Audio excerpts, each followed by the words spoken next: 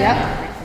Do you want a cute little chair or a regular chair? I think you want regular chairs. And the mic, I don't know if the mic's probably not going to go with you, so I don't know how we're going to do that. Ah, cool. So, right here? Sure. Okay, this is going to leave, don't worry. What should I do from there? Or should I just talk? You're going to have to talk loud. Okay, I took the staple out because you're going to want to change the, like as you go, like this. Don't go up like this, you're going to hit this. Go like this, like that, okay? I want you to practice with this. Here's the thing, you start with this Disney opening, right? So, you want it to play, are you saying anything while it's playing? Okay, you're gonna walk over here, first thing I'm gonna introduce you, you're gonna come up here, you're gonna walk over here, take the mouse, not the mouse pad, the mouse, and hit play. Is the sound gonna work? Yeah, I've already tested it.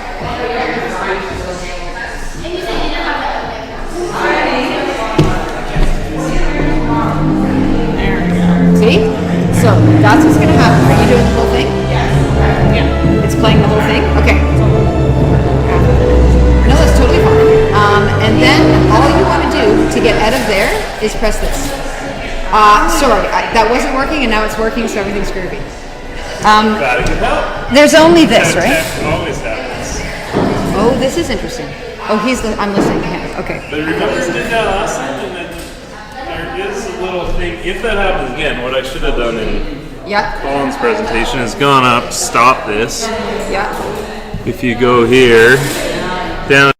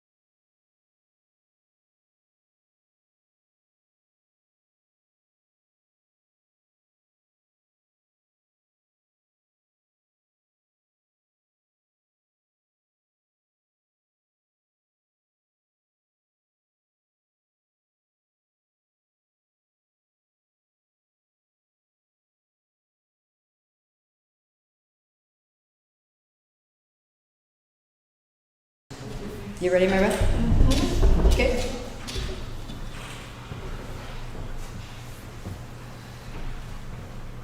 Hello, everyone. Welcome to our third day of Masterworks presentations. Okay, we're starting over. Where's the back?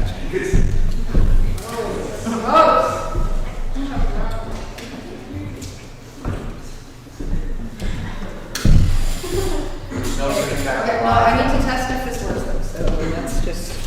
Yep, okay, okay. You're gonna put it here like you did. Hello, and welcome to Masterworks 2020. This is quite a unique Masterworks program that we're having because of the coronavirus. So we have our grade 9s, some grade 8s in here, and the rest of our school is on their computers because we are live streaming to our YouTube channel. So as we go along, if you have questions for the presenters, please email them to youtube@go.islandpacific.org. The other thing you need to know is that the lovely Mary Beth Dean is going to be filming every student, and by next week, a professional video of their presentation will be up on our YouTube channel. So take a look at that next week. So this is a huge accomplishment for all of our grade 9s, and we really appreciate everyone who's involved in the sort of blossoming of our grade 9s into what they're presenting today, because this is a long process. In grade 6, they watch a lot of kids' Masterworks and go, wow, what am I going to do for my Masterworks? By the end of the summer, after grade 8, they actually have to decide what it is that they want to pursue. Once they do that, they are mentored by a faculty advisor and also external advisors who are either experts in their field or can certainly bring a lot of knowledge and interesting information and resources to the students' project and their investigations. So with that mentoring, we're very appreciative of it, and they produce a 15 to 40 page paper, and then today you get to see all of the best parts of that paper. So this is a real treat, and it's amazing the different variety that we get in the choices. So our first presentation will be about fairy tales, but yesterday we learned about wolves and decision making, and stay tuned because there's lots more. So there are a few conventions this week. The first one is that we call our grade 9s by their last names, and also this statue here was donated by Ian Henley. The students touch it for good luck. The statue is called Taking Flight, and it's the bird of knowledge with a student hanging on for dear life and taking flight. And this is really what Masterworks is all about. We have done our research actually and have found that a lot of our graduates actually take what they've learned in their Masterworks and the passion that they've had here, the people they've met, the worlds that have been open to them, and apply it later in their life and either study at university or in a career. So it's pretty amazing the impact that this program has on a lot of 14, 15-year-old students. So without further ado, I would like to welcome Ms. Tegan Avery to talk about fairy tales.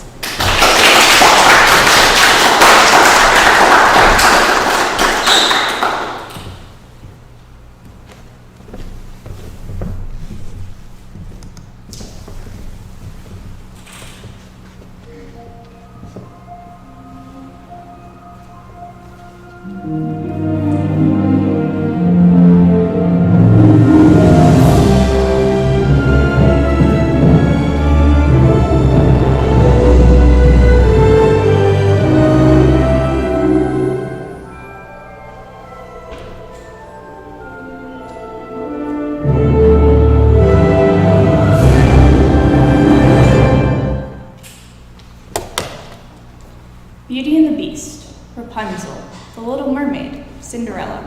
We're all familiar with these Western fairy tales, at least from the Disney movies. But what about the original tales? The ones written by the brothers Grimm, Hans Christian Andersen, Charles Perrault. How many of you know the original versions of your favorite fairy tales, and not just the sanitized Disney ones? Hello, I'm Tegan Avery, and welcome to my Masterworks presentation, titled Fairy Tales, Their Place in Our Culture and in Child Development. My presentation will consist of 4 sections. What is a fairy tale? The place of fairy tales in teaching morals to children and in child development. The controversy, benefits and consequences of reading fairy tales to children, and the modernization and sanitation of fairy tales. To begin with, what is a fairy tale? Some of the first published fairy tales can be traced back to the 18th and 19th centuries, from Charles Perrault, Hans Christian Andersen, and the Brothers Grimm. Stories have been a part of many cultures across the world for centuries, used to pass knowledge, wisdom, and even entertainment from one generation to the next. But what makes a story a fairy tale? Fairy tales tend to have some constant traits. The story takes place in a distant, unspecified past. The story is told by a storyteller. The story has a clear start and a clear ending, and there are very clearly defined heroes and villains. Generally, fairy tales share common features and nearly identical themes. For example, the prince saves the princess with true love's kiss, although they tend to vary between different cultures. Something I noticed while reading collections of fairy tales by Hans Christian Andersen and the Brothers Grimm is that many of their morals seem to be that faith in God will be rewarded. An example is The Girl Without Hands by the Brothers Grimm.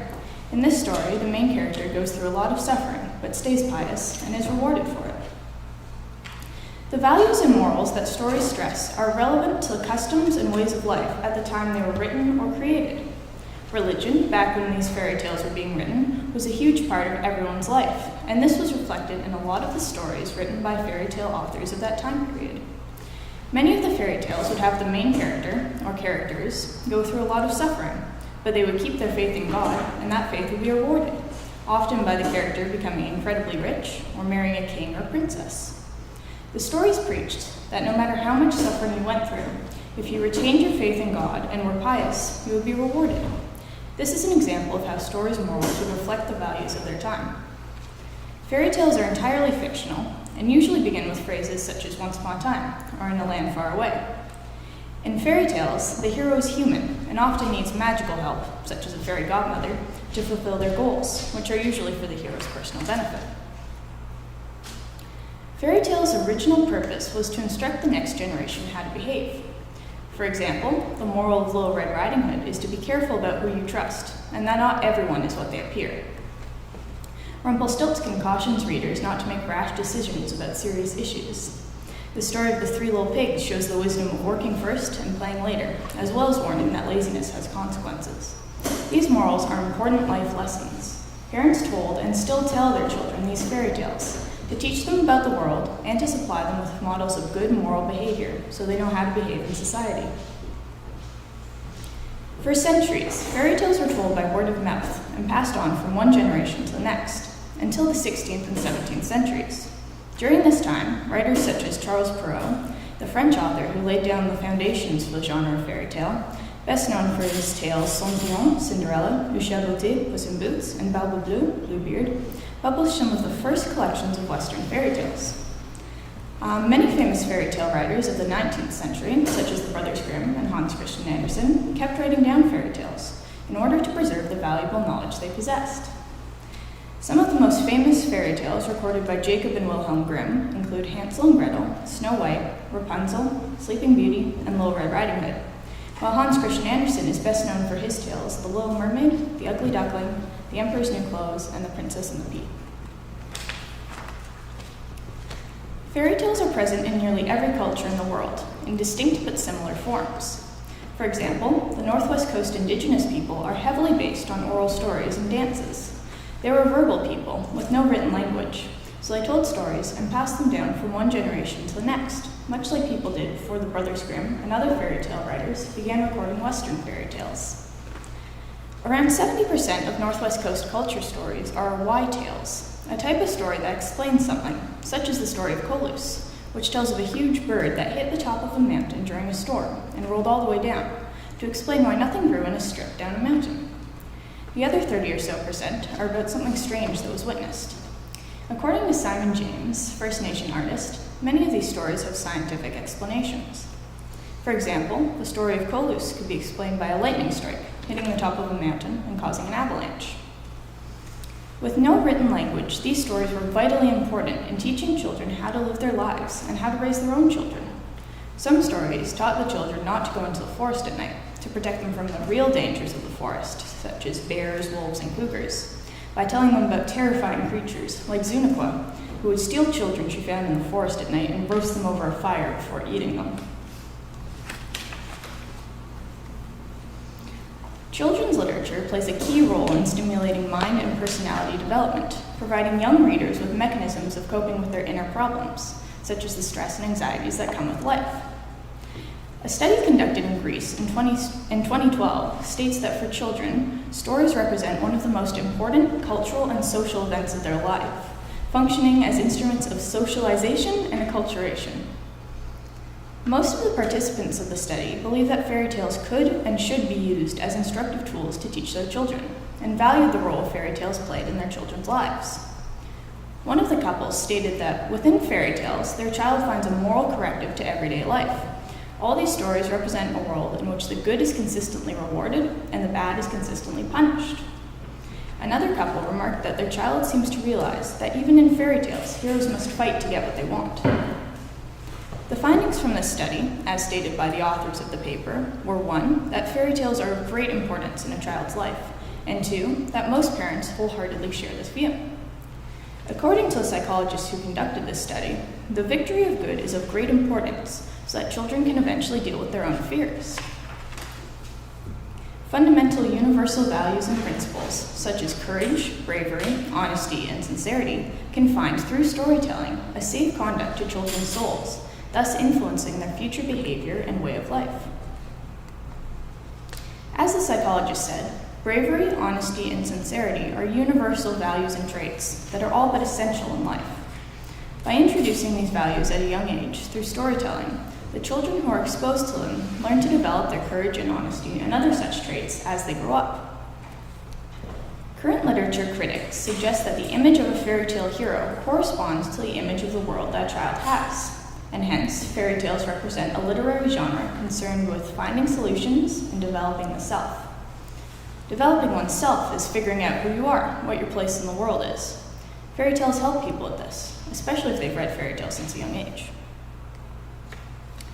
In an article written by Philip Pullman in 2011, he claims that when children play at being characters they admire, doing things they value, they discover in doing so areas and depths of feeling it would be hard to reach otherwise. Exhilaration, heroism, despair, resolution, triumph, noble renunciation, sacrifice. In acting these out, they experience them in a kind of safety. Not only do fairy tales help people discover their place in the world and provide moral education, they also allow children an opportunity to develop their imaginations. What's more, exposure to fairy tales has a hand in teaching children courage and honesty, as well as in academic success.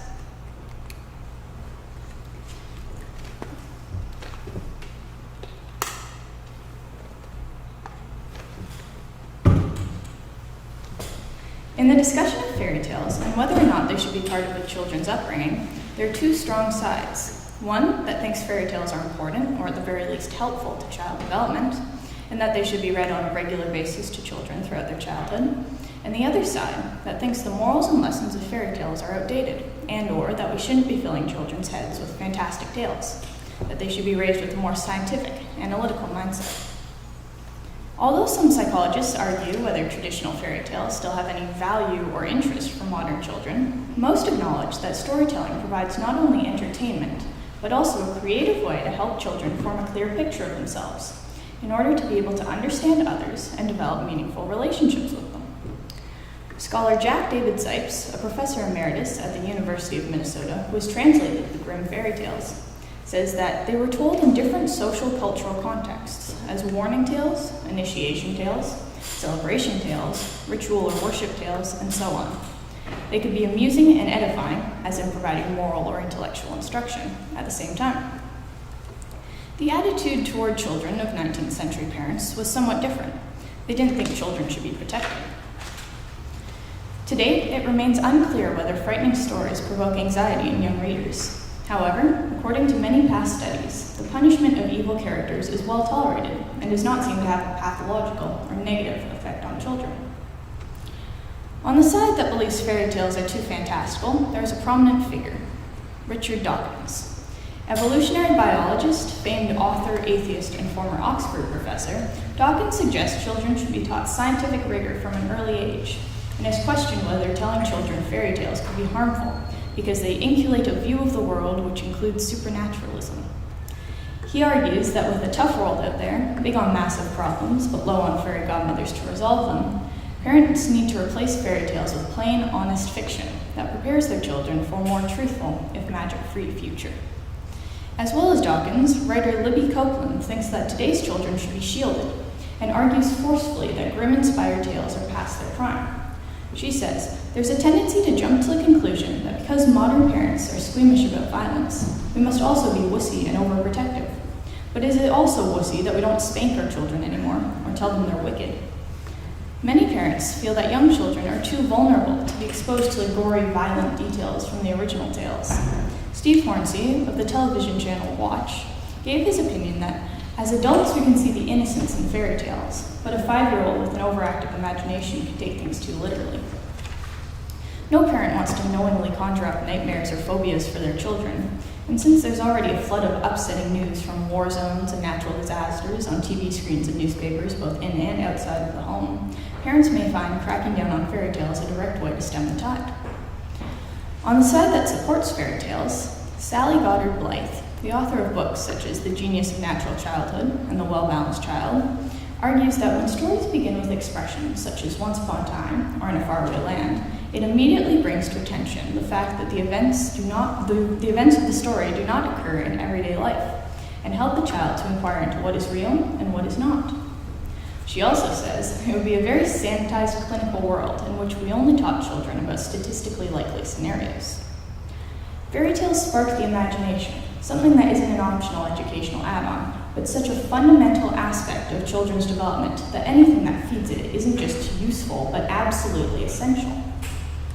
It's fairy tales' fictional way of helping children confront and overcome their deepest fears, from the dark to abandonment, that makes them so valuable, explains Charlotte Reed, head of English at Hurst Lodge School in Berkshire.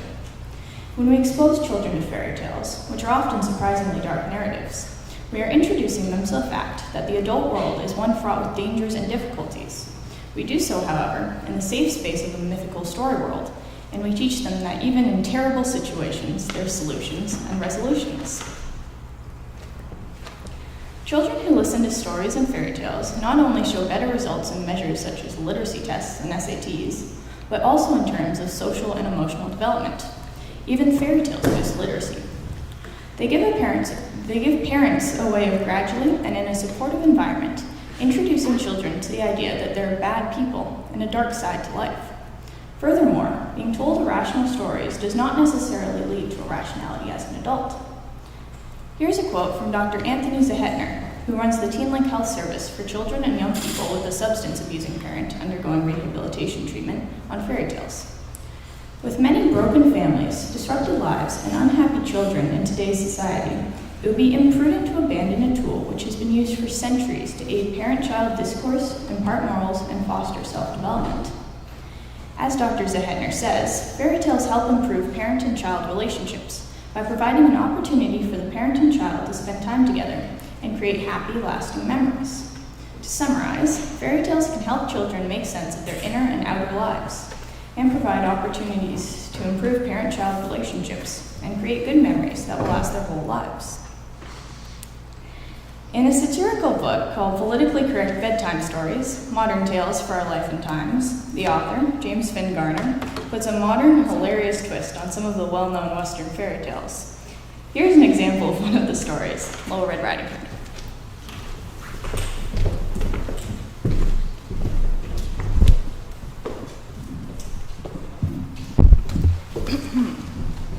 There was once a young person named Red Riding Hood who lived with her mother on the edge of a large wood. One day, her mother asked her to take a basket of fresh fruit and mineral water to her grandmother's house. Not because this was woman's work, mind you, but because the deed was generous and helped engender a feeling of community. Furthermore, her grandmother was not sick, but rather was in full physical and mental health and was fully capable of taking care of herself as a mature adult. So Red Riding Hood set off with her basket through the woods. Many people believed that the forest was a foreboding and dangerous place and never set foot in it. Red Riding Hood, however, was confident enough in her own budding sexuality that such obvious Freudian imagery did not intimidate her. On the way to Grandma's house, Red Riding Hood was accosted by a wolf, who asked her what was in her basket. She replied, "Some healthful snacks for my grandmother, who is certainly capable of taking care of herself as a mature adult."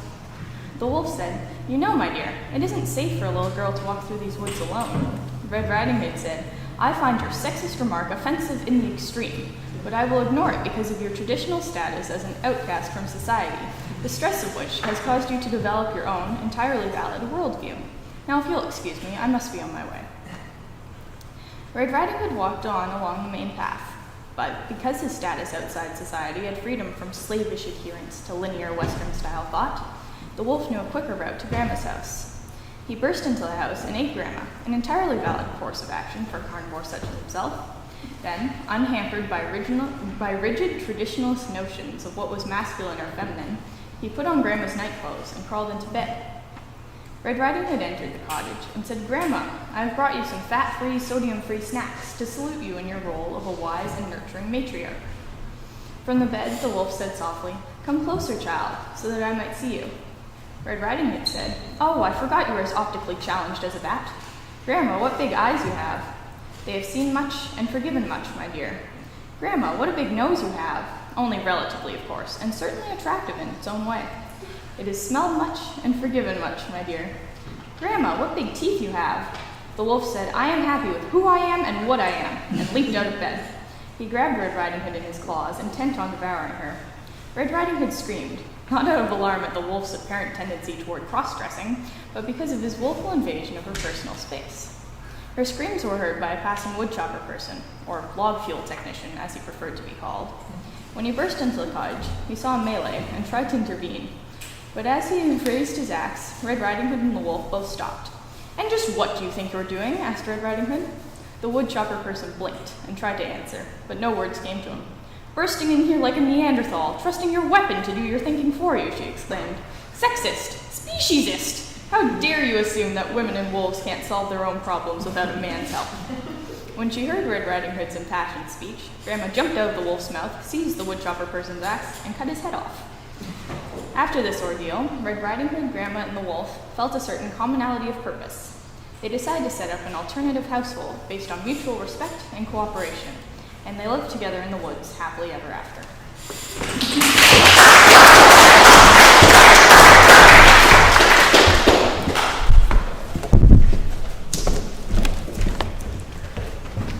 As you can see, these stories have been modernized, albeit satirically, to fit our modern views. They still hold messages, but the messages have been changed.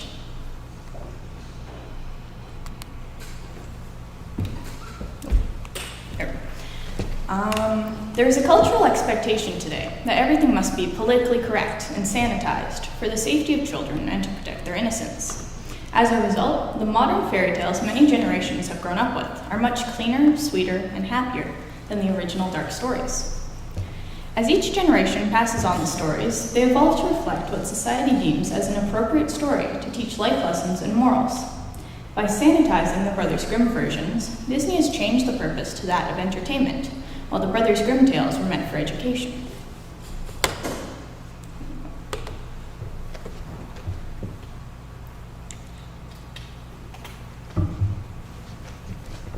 Disney movies have their fair share of violence and dark moments. Gaston falls to his death in the animated Beauty and the Beast, so do Mother Gothel from Rapunzel and the Evil Queen from Snow White. Mulan was about war. The Evil Queen from Snow White wanted to have the huntsman cut out her stepdaughter's heart. Scar from the Lion King threw his brother off a cliff. Although Disney has kept some of the violent bits from the original tales, they have cut out a lot of the dark and gory parts of the story, not trying to impart the original morals, and changed them from educational to entertaining. For example, Disney's Cinderella focuses more on the story of a beautiful, humble, and selfless girl who marries the prince, and the evil stepfamily receives no punishment for their cruel actions towards Cinderella. This version of Cinderella has been sweetened and sanitized in comparison to the Brothers Grimm tale. By changing the story, the purpose shifts slightly. The original intent of Brothers Grimm fairy tales was to teach children that if you do bad things will come to you. The purpose of Disney's Cinderella is different. because while the Grimm tale touches on revenge on the stepsisters and lots of violence, Disney's version tells a whimsical animated story appropriate enough for the entire family. In the original Cinderella story, both stepsisters cut off their toes and heels so they could fit into the gold, not glass, slipper. The stepsisters were also beautiful, but with ugly hearts, instead of being ugly like Disney depicts them, and have their eyes gouged out by doves during Cinderella's wedding. Another difference in the original story is that Cinderella loses her slipper on the third night of a festival, after the prince, who has fallen in love with her, coasts the steps of the palace in tar to prevent her escape.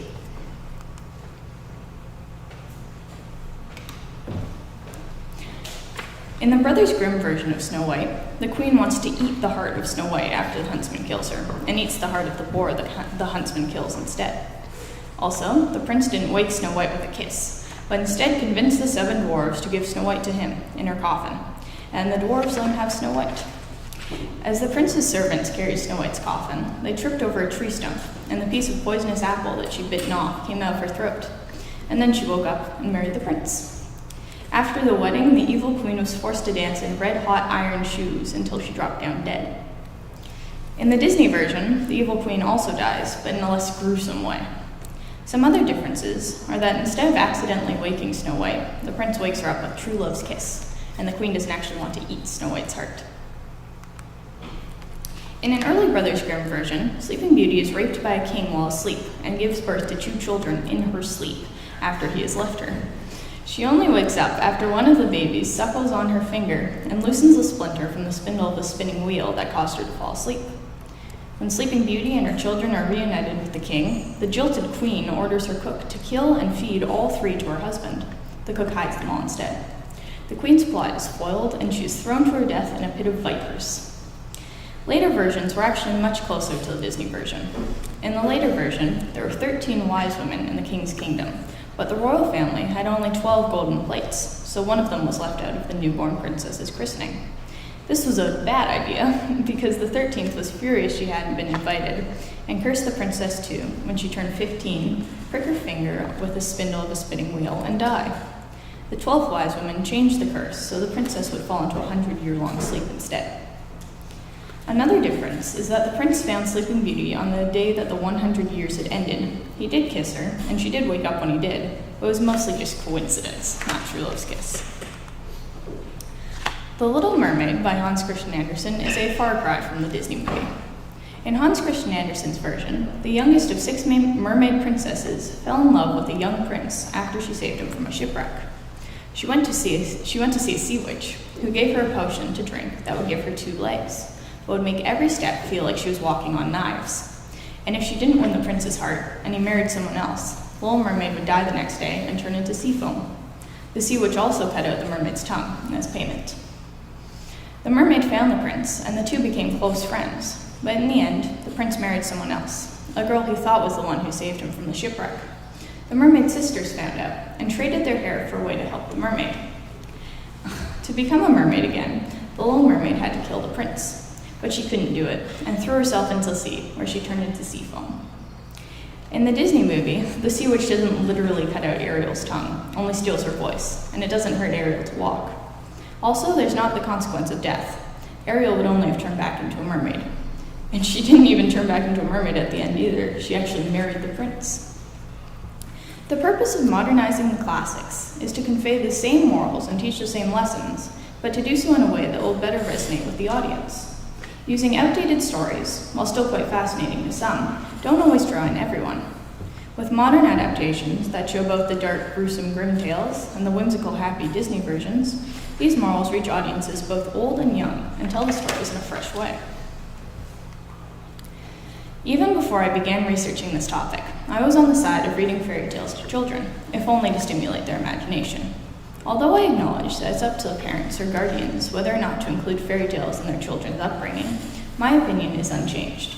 In fact, I believe even more strongly in exposing children to fairy tales.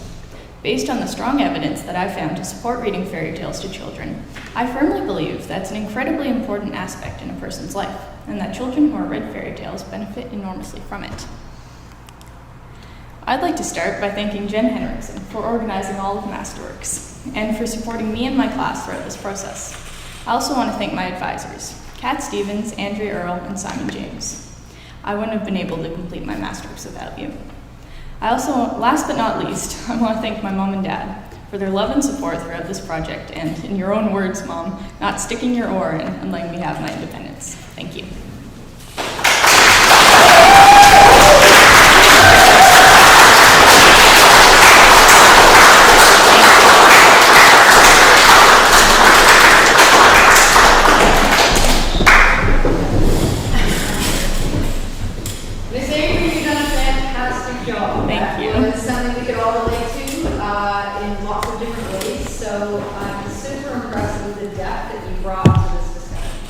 Thank you. We're going to go to questions from the floor, starting with the advisory team. Andrew, you can go ahead. To start with, Miss Avery, congratulations on such outstanding achievement. I'm so impressed and proud of you. Thank you. And I will speak to all grade 9s on that. Okay, here's a question. Speaking towards the controversy that was brought up in your paper. One aspect of fairy tales that have been criticized by some feminists is the way that some females are portrayed as damsels in distress, requiring knights in shining armor to rescue them. Do you believe this may be a harmful message to teach young girls? Well, as I said before, the values and themes that stories stress are relevant to the ways of life at the time they were written or created. Some of the earlier Disney movies, yes, the princesses had to rely on a man to save them. But some of the earlier ones, like Snow White, came out in 1938. So we've got to understand that things were a lot different back then. And more modern movies like Moana and Mulan and Brave and even the Tinkerbell movies, and Princess and the Frog. In those movies, the main character, who is a woman, is always portrayed as more capable and stronger. So. Great, thank you. Are there any questions? Kat, would you like to ask your question? Miss Avery, congratulations on an amazing presentation. Thank you. That was outstanding. So comic books and graphic novels have a pretty long-standing tradition of drawing upon lore, fairy tales, legends from all kinds of different cultures. Green Arrow in the DC universe is Robin Hood. Snowguard from the Marvel universe is based on Inuit legends. And so I was wondering what you think this tradition in comic books and graphic novels says about the impact of fairy tales and legends on adult development beyond childhood. Yes, well, most of us have grown up with Western fairy tales, and the stories we've grown up with continue to influence us as we get older. Some artists and writers sometimes draw inspiration from fairy tales and other stories they've grown up with, like for their stories and stuff. An example is the Lunar Chronicles by Marissa Meyer. Those ones, there's a sci-fi twist on some of the Western fairy tales, but it's actually a sci-fi twist on the original Brothers Grimm tales. So. Simon, do you have a question? Yeah, actually I will. According to my culture, a story is handed down to another by either telling the story verbally or by dancing a cultural dance based upon the same story. Do you think a person hearing the story and another person seeing the dance, but both performed by the same storyteller, will be able to retell the exact same story? Well, everyone's interpretation is different. Even if they heard or saw the story told in the same way, it would still be different. But if they saw it, one person heard it being told, the other saw a dance, I think it would be different. The basic plot would still be there, but everyone's gonna add a little something or gloss over another little something. And I think it would be more difficult for the person who saw the dance because they can't take actual words from it to retell it. But yeah, I think the basic things would be there. Any more questions from the advisory team? I have, an observation and a question. So I come from a science background, but I also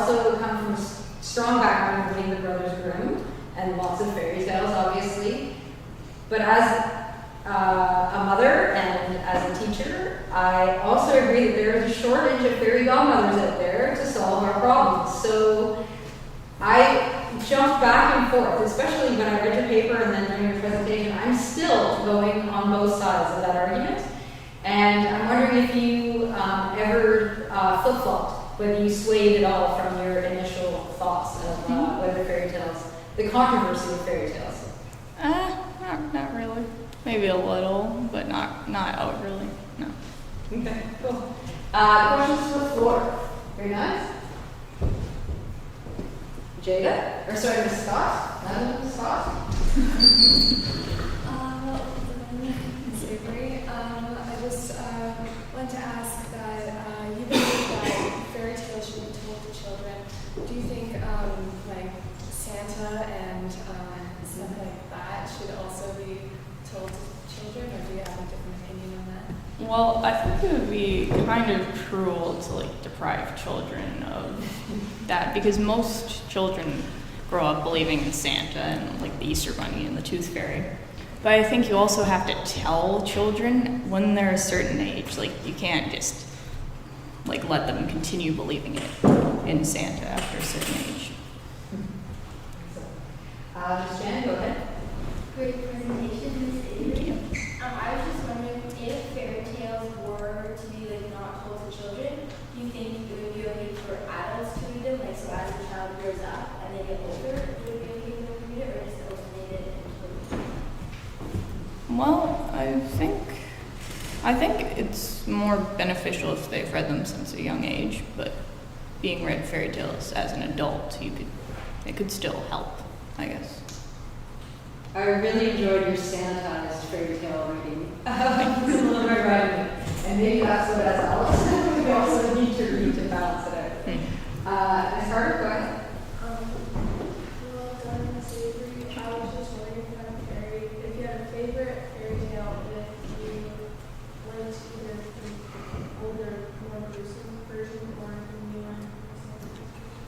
I've always liked Hans Christian Andersen's The Little Mermaid. I think it's got really good descriptions and stuff. It's my favorite. What was the second one? If you prefer the older version or the newer version. Yeah, I prefer the older version of The Little Mermaid. And why? Well, I don't know. I mean, the movie's good, but I just prefer the older one. Go ahead, Ms. Ellis. Very well done. Thank you. Ms. Avery. I was just wondering, do you think there's any benefits to telling the more the older or more gruesome versions of these fairy tales to young kids? Well, I think you kind of have to balance it out. Like, well, when I was reading the Harry Potter books, for example, my parents would make me read the book first and then watch the movie. So I think that's kind of what you have to do. You have to like maybe reverse. Like let children watch the Disney movie and then maybe when they're a little older, read the original versions. So it has to be a balance. Ms. Huffman, go ahead. Ms. Avery, great presentation. Very informative. I was wondering, so you talked about, obviously, the contrast between older fairy tales and newer fairy tales. Yeah. Many older fairy tales have been made into movies and modern versions of the stories. Have you read any old versions of the stories that have not been translated into something new and clean? And if so, do you think that Disney or another company would pick up on that old version of the story? Can you offer some insight on that? Well, yeah, I've read pretty much all of the original tales, like Snow White and Little Red Riding Hood and Little Mermaid. Well, I don't know if Disney would do it, but like I don't know who here has seen Once Upon a Time, but that show's pretty good. Yeah, it kind of takes some of the older versions too, and yeah, so that's good. But I don't know if Disney would do that. I think they might, but I don't know. I don't work for Disney, so. Andrew, go ahead with your question. I have one more question for you, Ms. Avery. Would you consider writing a modern fairy tale? Well, I kind of have started, like, it's kind of like a play on some of the older fairy tales, like kind of, it's more like the politically correct bedtime stories. It's more realistic. Scott has questions from our virtual audience now. Right, we do have quite a few from the 8th grade, but many have already been answered, so I'll just try to zero in on the ones that haven't. This is from Roman. Do you believe that religion should be in fairy tales? Well, actually, many of the old fairy tales don't have that many religious themes. I don't know. Well, yeah. I don't know, they don't really have that many religious themes. I can't really think of any off the top of my head. But I think it might be better if there was no religion in them, just like, I don't want to offend anybody these days. So yeah. Fair enough. So here's some commentary and question from Ted. This presentation was very interesting. You did a brilliant job of outlining the historical background and controversy.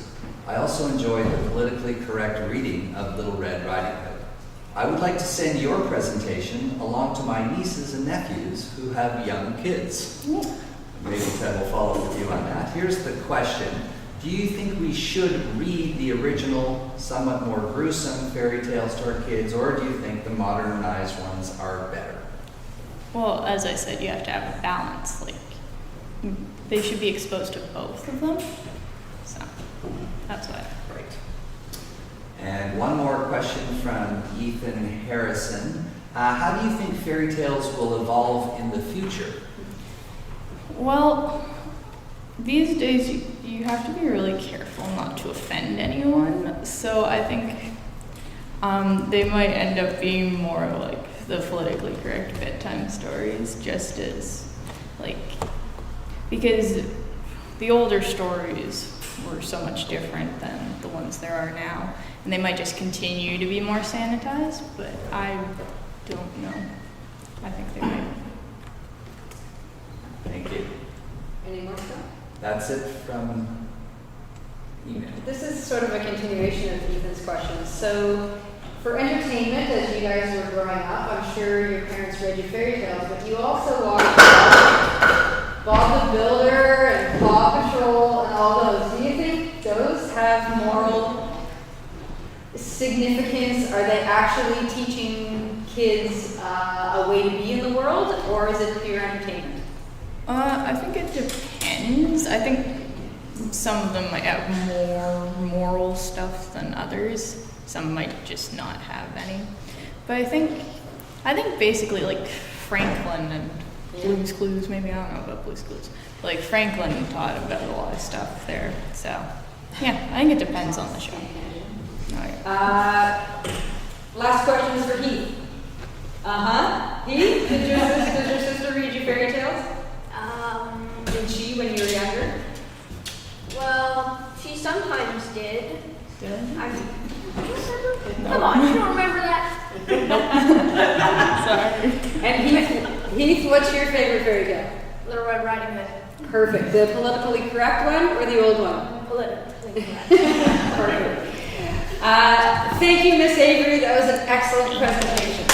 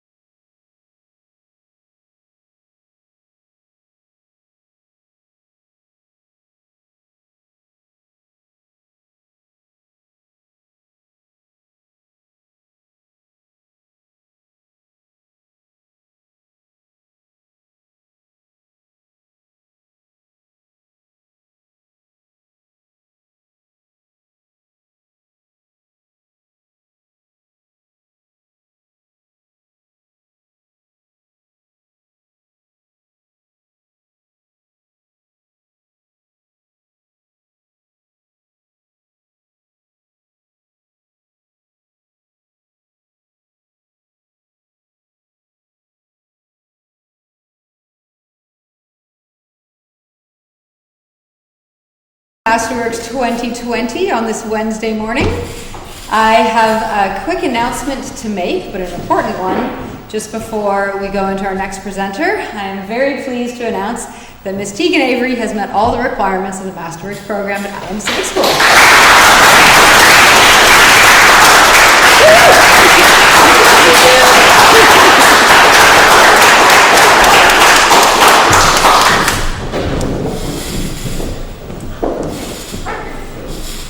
So thank you for joining us. The Masterworks program this week is the showcase of it. It's a little bit unique this year with not our entire school here, but we are live streaming right now. And if you have questions, if you're on the live stream and you have questions for question period, then please email them to YouTube at go.islandpacific.org. Everyone else, think up some good questions for our next presenter. This week and these presentations are the culmination of a lot of hard work.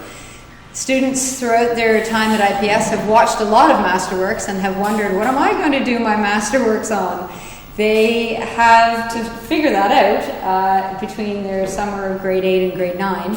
And in grade 9, they come to us and say, okay, I want to build a guitar or study wolves or whatever it may be. And we find a faculty advisor with an interest in that, and then external advisors who are experts in their field. So we're super appreciative to those people in our community who volunteer their time to mentor our students. So thank you for that.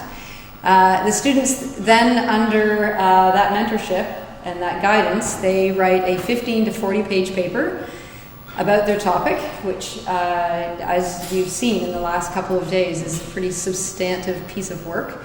And then this presentation is a distillation of all the best parts of their research. So it's quite exciting, the huge variety of topics that we get to learn about from these 14 and 15-year-olds, and also the depth that they go into their topics of choice. So there's a few conventions that we have in this week. The first one is we call our grade 9s by their last names. And the second one is that this statue here, donated by Ian Henley, they touch it before their presentation for good luck. It's called Taking Flight, and it's the bird of knowledge with a student hanging onto it. So I would like to announce our second presenter of the day, Mr. Sam Stringfellow.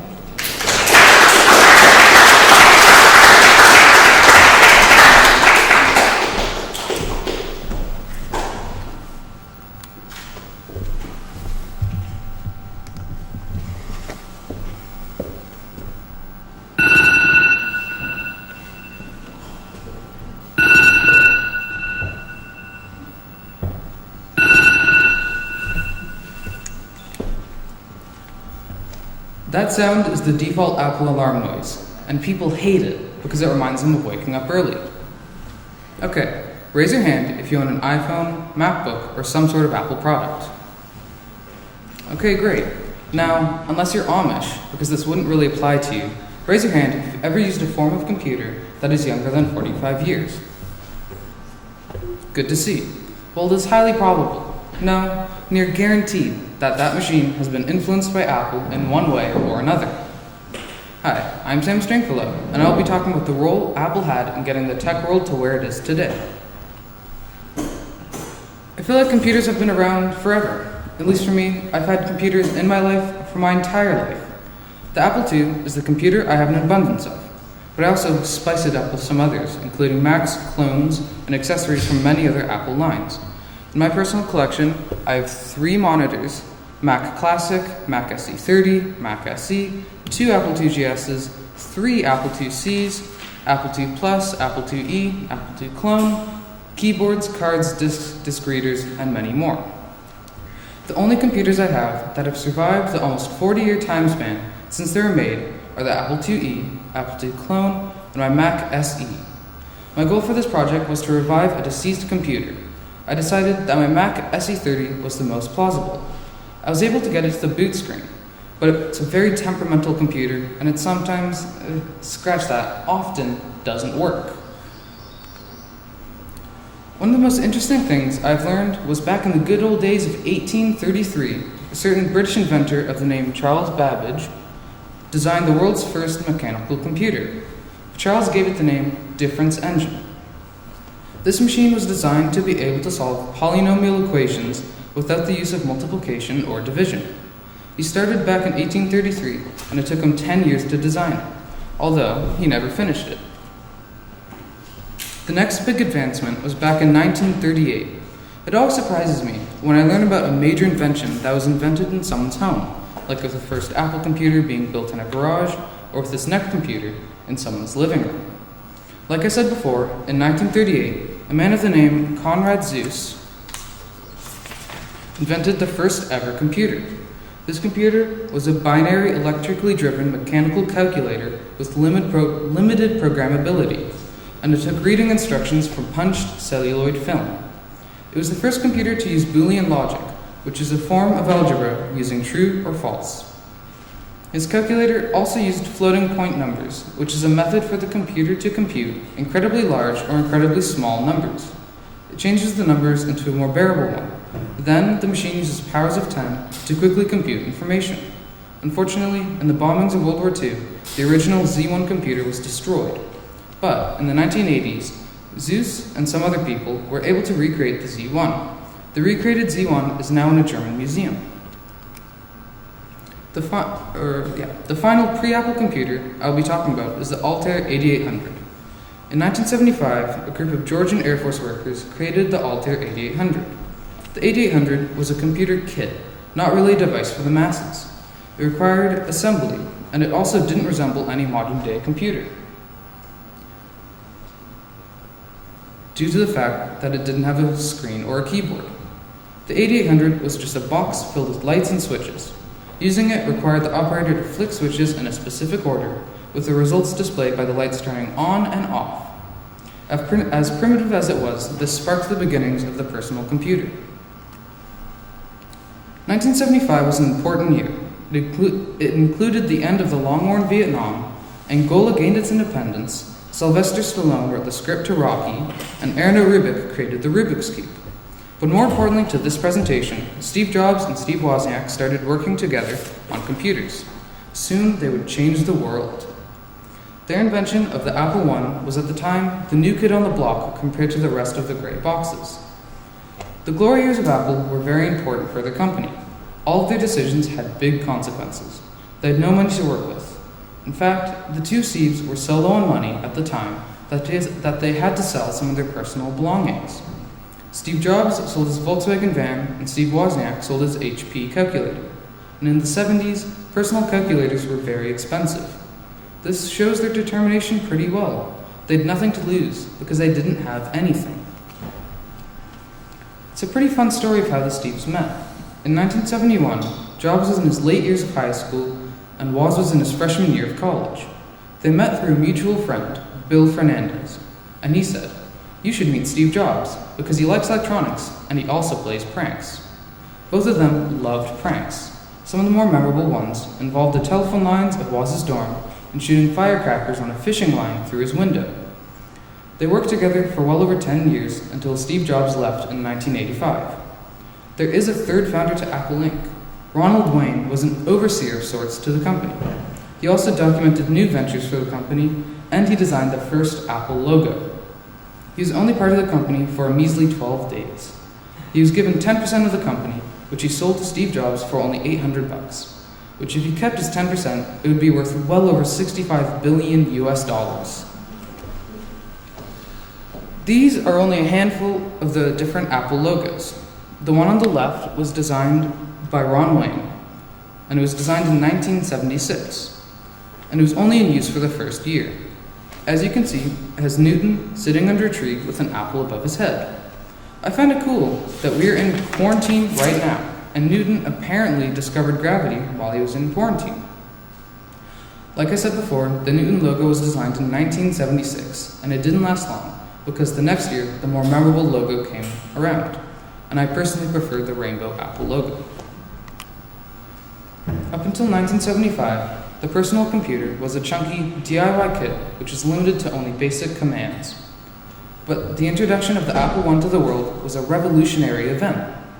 At the time, there was no template for how to make a computer, so Steve Wozniak had to invent new ideas for his computer to succeed. I find researching the Apple I to be super interesting. The Apple I could be considered a prototype, and the Apple II was the first mass-produced computer for Apple. The Apple I had the most software and accessories of all computers at the time, and it turned Apple into a big computer company. It was the Apple II that really started the unique and different Apple company that we think of today. A modern-day desktop generally looks fairly simple and uniform. It has the monitor, the keyboard, and the computer tower itself. Before the first Apple computer, this wasn't the case. Like I said before, the Altair was a box filled with lights and switches. On the 8800, you had to flip an absurd amount of switches just to do a simple mathematical equation, which was shown on the panel of lights. At the time, there was really only the Altair and the Apple. While yes, they are both computers, they are still completely different. How I see it is that one's a machine and one's a computer. With the Altair, in order to do a simple 2 plus 2 equation, you need to flip well over 20 switches just to get a light telling you that it's 4. But with the Apple I, it was infinitely easier, 2 plus 2. The Apple I was light years ahead of its cousin, the Altair. When designing the Apple I, Steve Wozniak was inspired by typewriters and his television to include a keyboard and monitor. At the time, it was huge. The two Steves in just one computer invented 2 out of the 3 components of our modern-day desktop computer. Like I said before, the Apple I was really important for the company, but I believe that the Apple II was one of the least known computers, but one of the most important computers in history. Even more important than the Apple I. Here's why. To start, when I say the Apple II was vital for Apple, I'm talking about the Apple II line of computers. All of the different computers in the II's lineup are very different, and all of them include a new aspect that further pushed Apple to the foreground. As the name suggests, the Apple II is the computer that came directly after the I. The main differences is that the II was more, professionally built, and they made more of them, and they're all around more of a complete computer. But now let's hop right into the different flavors of Apple II. The first Apple II is, obviously, the Apple II. I don't plan on talking much on this computer because, while it's definitely important to the history of Apple, I don't want to talk much on this computer because I don't currently have one in my collection. I also use it as the baseline of early computers, and I will talk more on how Apple improved later on. So I'm going to briefly skim over this computer. The Apple II was originally released on June 10th of 1977. The Apple II is the beginning to the start of arguably Apple's most important computer line. The next computer in the Apple II line is the Apple II Plus. This is one of my favorite computers I own. The Apple II Plus was released in June of 1979, and it is the oldest complete computer I own. I say complete computer because I do have a card for the Apple II, and that is from 1978. So it's my oldest computer, but it's not my oldest part. The Apple II Plus is not too different from the Apple II, except that it shipped with a higher amount of RAM. Nowadays, you don't really care for how much RAM you have. The modern computer generally ships with at least 8 gigabytes, and that is more than enough for the day-to-day usage. But with the Apple II, the cheapest model shipped with 4 kilobytes, and with the Apple II Plus, it shipped with at least 16 kilobytes. Back in the day, computer programmers always had trouble fitting their software on the computers. Now, 16 kilobytes might not seem like a lot. With the Apple II Plus, they literally had 4 times as much space to work with, and they were able to work on much more ambitious programs. When I talk about these computers, the numbers I throw out at you might not seem super important, but if you think about it, it's crazy important. Now imagine you're writing a story on one of the computers, but you can only write it in 64 words. It's not a lot, but it still works. Now imagine how much easier it would be to start with a newer computer that could write it in 256 words. Both computers can still write a story, but the newer one is better at it. I hope that was able to get you to imagine how important the Apple II Plus upgrades are. The Apple IIe was the third computer in the Apple II lineup. And it's the only computer that I have that I know for certain works. Now, I really don't want to talk much about this computer because it wasn't too much different from the II Plus and the II. An interesting thing I found out is that this computer currently holds the record for the longest manufacturing timeline of any Apple computer. It lasted 11 years on the market before it was discontinued. The Apple IIe was released in 1983 and it was discontinued at the end of 1993. One cool thing about these computers is their names. For example, the Apple IIe stands for enhanced, although there is another model of the Apple IIe that is called the enhanced Apple IIe. That confuses me a little, but let's move on to the next computer. When I was writing my master's paper, the computer I talked the most about was the Apple IIc. I find it funny that the computer I talked the most about I've yet to actually turn on. And I'm unable to turn it on due to the fact that this computer has a really funky proprietary power cable. This computer is interesting because it is, in my opinion, the most advanced Apple II computer. I feel like the IIc shows very well how Apple was an innovator.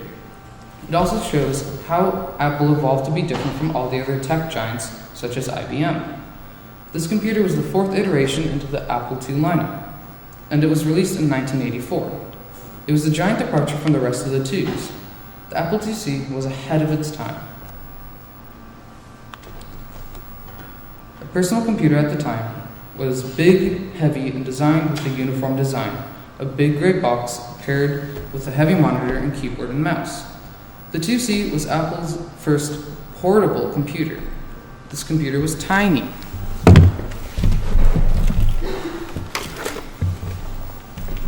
They marketed it to be the size of a notebook, and they're kind of right, as long as you're not counting the height, the weight, and the screen itself. This computer weighs in at about 7.5 pounds. And has a built-in keyboard as well. And it is the only Apple II that I have with a built-in floppy reader. This computer was advertised as the computer of the future, and that it couldn't exist. A 1984 advertisement about the IIc says that it is now a figment of reality. In modern times, when a computer manufacturer makes two computers, and one of them is smaller than the other, the smaller one is often slower. Same goes for phones, cars, and more or less anything. What I love about the IIc is that Apple really pushed themselves to innovate in a way that made the IIc able to compete with other computers, especially when the computer is less than half the size of them. One of the coolest things I found whilst researching the Apple II and Apple II Plus and the IIe was that most of these computers didn't have the ability to write in lowercase letters. But one cool thing with the IIc was that you could write in lowercase letters. And it had a caps lock. The lowercase addition to this computer is one of my personal favorite things to talk about, because I think it shows how much computers have evolved. You might be thinking that having lowercase letters on a computer is not super important, but it was quite literally one of the selling points to this computer. It was huge. I also used this to determine when my clone machine was created, because it has lowercase letters, so it's newer than the IIc. Another highly important aspect of this computer is the fact that it is a closed machine. The Apple IIc marks the departure from Apple having computers being open to computers being closed. This is a really bad thing for the computer, in my opinion, but I'll talk more on this later. The naming for this one is kind of boring because it's so obvious. Okay, raise your hand if you think you know what the C in Apple IIc stands for. Scott? Computer? Yeah, you're kind of close. It stands for compact due to this computer's portable size. The Apple II GS is the final iteration in the Apple II lineup. This one is also kind of boring to talk about because it's just an improved Apple IIc. It has improved multimedia. And another cool thing about this computer is its design. But as far as I know, it's just a cool design. Unlike the IIc, this computer is not as portable. It was released in 1986. The name for this computer is much harder to guess than the Apple IIc. So, raise your hand if you think you know what the GS in Apple II GS stands for. Graphics system. Ooh, you're close. It stands for graphics and sound, due to the fact that this computer has enhanced multimedia functions. All the things I've talked about before with Apple are good things, but they definitely have had some intense failures. The first one I would like to talk about is the Apple III. Apple was doing great in the 80s, but they were in trouble. Apple was thriving off the success of the Apple II line, but they were going to run out of ideas soon. The Apple III was doomed from the start. The Apple II is like putting pineapple on pizza. It just works. It was a computer designed by and made for the average Joe. Its goal was to be in everyone's home, but the Apple III is a business-oriented computer. It was intended to be the successor to the Apple II, but it missed the mark. This computer was released in the middle of the Apple II's glory days. It was released in 1980. The whole appeal of Apple's computers was that they were different. But with the Apple III, it started to make Apple blend in with other boring business powerhouses such as IBM. Besides the Apple III being a missed opportunity, it had other problems. Steve Wozniak said that the Apple III had 100% hardware failures, that had some serious stability issues, and required a design overhaul and a recall of all existing machines. Apple had to recall the first 14,000 computers that were out in the market. They re-released the computer the next year. The Apple III was a mistake, but it wasn't as bad as the Apple Lisa.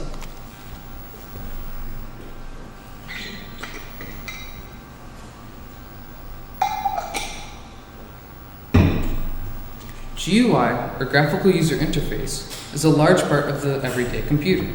Apple, like many things, was an early adopter of the GUI. Even though Apple does it really well, the first computer they had with the GUI was a complete flop. It was again different from what Apple did right. Making computers for everyone was their success. And like the Apple III, the Lisa was a business-oriented computer. Lisa was the older and fancier sister to the Apple Macintosh, and she, unfortunately, couldn't compete. It was released in 1983, and the original Mac was released a year later.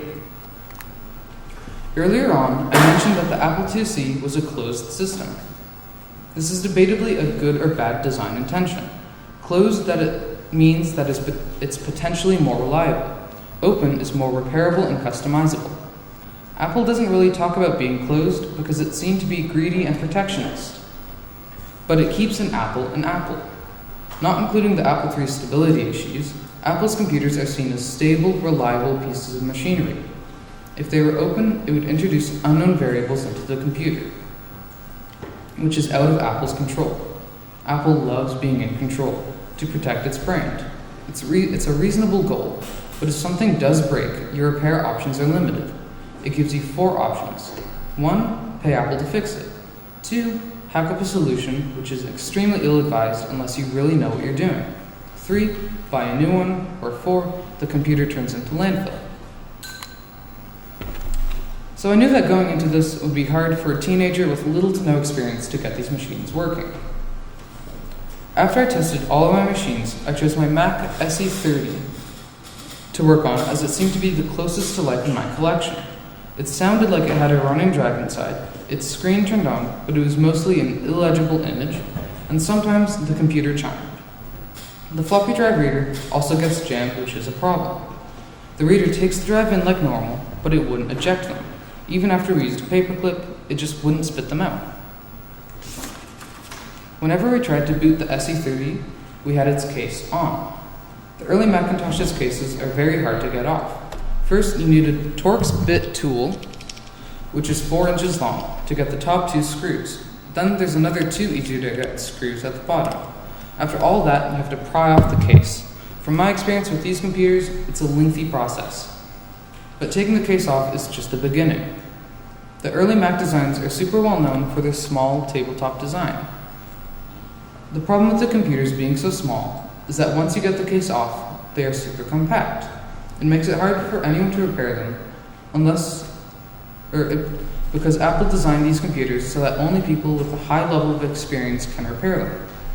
But after we painstakingly removed all the hard-to-reach Torx screws and then dusted it off a bit, we turned on the Mac SE30.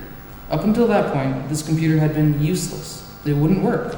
It seemed that all the computer needed was a bit of a clean, because it booted up to the diskless screen. Early on, I thought the computer would only work without its casing, and that maybe the case was a bit deformed and was pushing in on the video board. After further investigation, we concluded that multiple parts of the computer were failing. It was never designed to live this long, but I'm still super impressed it's going, even if it's temperamental on whether it boots or not. This is a video of the first time we got the Mac SE30 to work. As you will see, I was a pretty happy camper when this happened. But I would also like to point out that as soon as I plugged the power cord in, the whole computer popped. It kind of came alive like Frankenstein.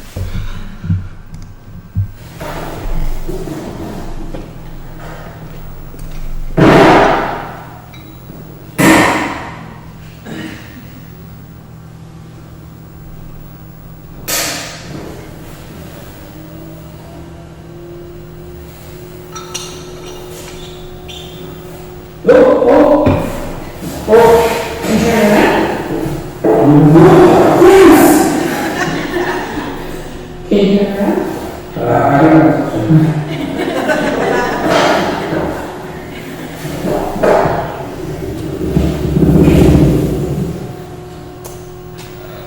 for a disc.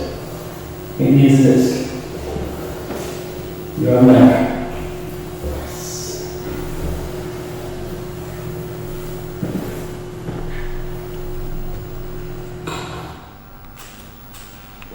It's reasonable that a computer is going to fail at some point. They have moving parts, they get hot, and they have systems that have to work together. Some of my computers that are 30 plus years old are still working.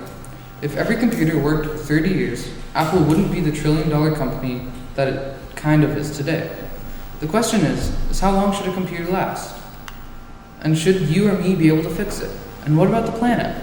All across the world, but more prominently in California, people are trying to pass a law that makes manufacturers, such as Apple, make their products easier to access for repairs, or gives people proper instructions, tools, and parts for their repair. The right to repair bill has been in progress for ages, but unfortunately it might take some time to get passed. Apple is openly lobbying to delay the bill, citing that consumers might injure themselves if they puncture the phone battery. This is a fair argument. Repairing a device does have its risks involved. For example, when I started out with my Mac SE30, I got warnings saying that this can kill you. There are also lots of toxic chemicals and metals involved with making an electronic device. Today, right this second, I think that Apple is not eco-friendly. They support a mindset that is currently bad for the planet. If they extended the life of the products by allowing people to make minor repairs, we might be able to remove some percentage of cell phones and computers from landfill or the bum recycling depot. If they made that part of their business, they could still make money from it. If they did that, I would be more willing to buy Apple products. Why does all this matter? Well, Apple is a trendsetter, and they were there from the beginning. Apple is an inspiration to evolve, and it also shows it's good to start from nothing. Apple is an inspiration to millions of people who want to start their own company. Apple is important, not so much because they inspire people to be good at business, but to think different. Without people and companies being different, there would be no competition, and everything would be the same bland gray boxes. In short, Apple made the computer world less boring. I would like to give a huge thank you to David McCollum, Richard Kimball, Rick Stringfellow, Jason English, Brian McKeag, and my mom. Thank you, David, for adding tons of cool and interesting facts to my project. Thank you, Richard, for making the floppies. And even though COVID messed it up, it would have been so much fun working with the SE30 with you. Thank you, Rick, for somehow getting me to work on this project. Thank you, Jason, for adding a really neat point of view to my presentation. And thank you, Brian, for generously gifting all of these computers. And last but not least, thank you, Mum, for pushing me to get my presentation done and being the best computer photographer and cinematographer and orange peeler out there.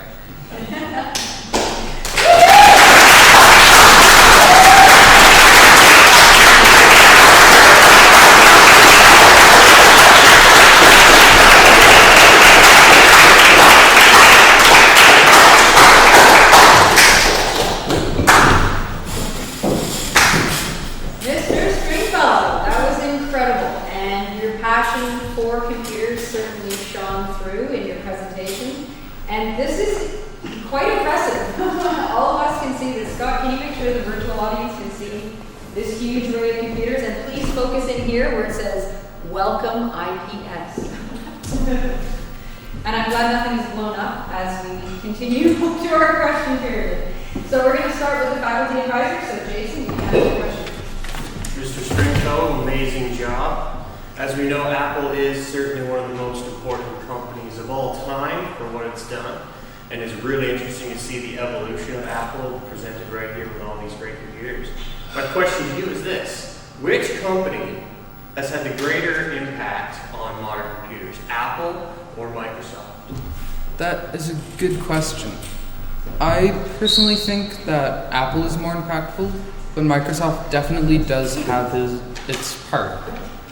Like, well, Apple has done this, but Microsoft, I don't think I mentioned this in my presentation or my paper, but Bill Gates and another person, they were the first people to put BASIC, which is a coding language, on the Altair. So Microsoft was important, but I personally think Apple was a bit more. Rick, do you have a very hard question for your son? Sure.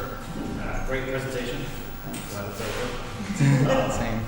My question to you is, towards the end of your presentation, you were talking a lot about the eco side of things. Do you think you can make a computer that will last forever? I think we're getting close. Yeah. Computers in the past 10 years haven't really evolved.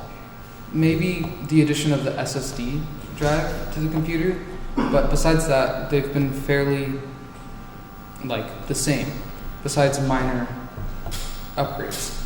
So I think we're getting close to having a computer that would last at least for a lifetime. And we're getting to the point where you can't make it better. So we're getting close. Thank you. Another question from your external advisor. Did you have a question? Sure, yeah. Nice job, Sam. That's great. How do you think Steve Jobs would feel about the current state of Apple, the directions they've taken since his death in 2011? And how do you think things might be different if he was still alive? I think Steve Jobs would be fairly happy with how Apple's going right now. I think that Tim Cook, the current head of Apple, is doing an alright job in keeping Jobs' legacy. Yeah, don't really know how Steve Jobs would change Apple if he were alive, but I think he'd be happy. Thanks. And finally, you, David. Well done, Mr. Stringfellow. Your paper and your presentation are mostly looking back. My question is about looking forward. You've given a lot of attention and thought to the company. What do you see them doing next? What should we be looking for? Well, I kind of see them going in two different paths. There's the one that I like and the one that I don't like. The one that I would like to see is Apple getting more open and helping the community more. And the route that I don't want them to go is smaller and more closed and more Apple. Yeah. Hope that answers it. Any more questions from faculty? Oh, Richard's got another one. What do you tend to do with your impressive collection of classic computers? That's a good question. I think I want to get the Mac Classic, which is the open one on the far left. I want to try and get that one working because I think that one is fairly close to life. I kind of just want to transform them from paperweights to working computers. They're pretty big paperweights right now. And heavy. Mr. Stefani Thompson, question for you. That was a really awesome presentation. You don't really hear much about these computers, but I think it's awesome how much work you did on these. My question is, in general, how trustworthy do you think Apple is as a company, specifically directed towards the fact that we don't really know what is inside of all the devices they have? We're kind of out of our depth. So do you think we should trust Apple and big tech companies? That's a good question. The thing with Apple is that an apple's an apple. And since they're closed, everything in it is the same. So I think in that aspect they are trustworthy. But then again, they also don't really tell you what's inside their newest iPhone. They tell you the chip it has, and that's about it. So in some ways they are trustworthy, and others they aren't. I have a question from Mr. Silverstein. Good job, Mr. Stringfellow. You mentioned that computers are not very eco-friendly, so when you take your phones or computers or whatever to get recycled, is it actually going to be recycled and put into new ones, or are they just throwing it out and they just want to look good? I'm not really sure. At least on Bowen, if you want to get rid of an electronic, you generally take it to the recycling depot. which is where I got a lot of these. So maybe, I'm not sure. It depends which company and kind of where you are. In Vancouver. Yeah.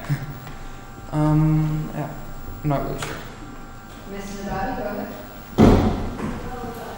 I'm just wondering, after this project and learning what you did, in the future, do you think you'll be more likely to move towards more like Apple products or other products? I'm not sure.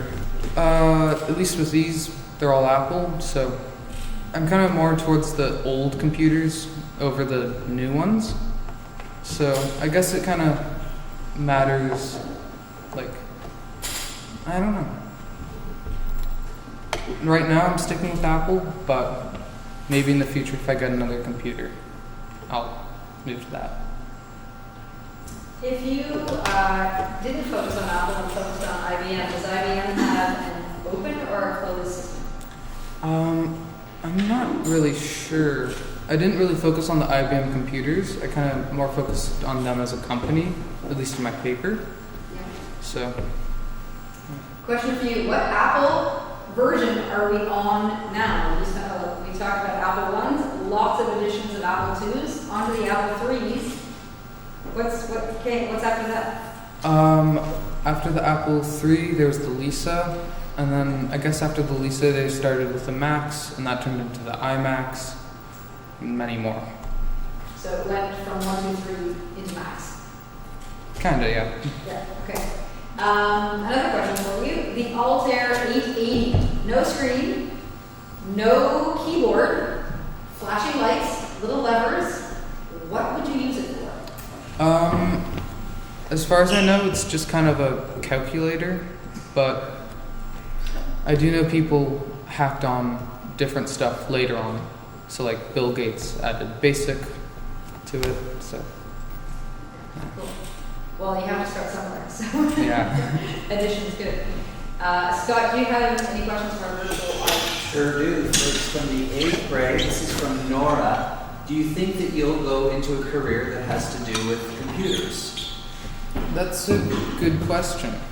I'm not really sure. If Apple or if any computer company started making their products more open and easier to repair, I think it would be a fun hobby. But as it stands, I'm not really sure where I'm headed. Okay. And from Sydney, did the iPhone and the iPad have the same evolution as the computers that you've shown here? I think the iPhone and iPad and stuff like that were a bit different. Because with the iPhone, Apple released it and it skyrocketed and it did really well. I'm not too sure on the iPad, but I think with Apple's early computers, it was more of a rocky start opposed to the iPhone. This is from Brad Carter. You will remember Brad was a guest at the school last year. He's a former assistant head of school. He works for Apple Canada. He's the education programs manager. He sent you a question and statement here. Hi Sam, Mr. Stringfellow. Loved your presentation. If Tim Cook brought you in as an advisor, what would you say to him? I would try to get him to, I guess, switch to a more open style of computers and phones and stuff. But, yeah. We've got a few more here. This is from Adrian. It's actually from Malcolm. If you got all these computers working, which one would you likely use the most? Probably my Mac SE, which is the little head over there that's running, I believe, MacDraw. That's the one I'd probably use the most. Or if I got my Mac Classic, because I believe that one has a colored screen when the Mac SE doesn't. Probably one of those. And maybe you've answered this already. Your favorite then of all these was the... Ooh, it's probably the Mac SE or the Apple IIe. But I also do like the iMac G4, I believe, which is that white dome one. Yeah. Okay, and here we have one from Ted. Yikes! You have a lot of old computers. Thanks for running through the history of computers. I am struck by the fact that the computer revolution has only been about 30 to 40 years. That is completely within my lifetime. I take your point about the pros and cons of open and closed systems. I think your best line was, quote, "The Apple II computer was like putting pineapple on pizza. It just worked." Weird question. Do you think Boolean, i.e. true, false, logic is in fact the basis of modern 0 and 1 computer language? Yeah. I think Boolean logic is fairly basic, but it was a helpful and good start to computers.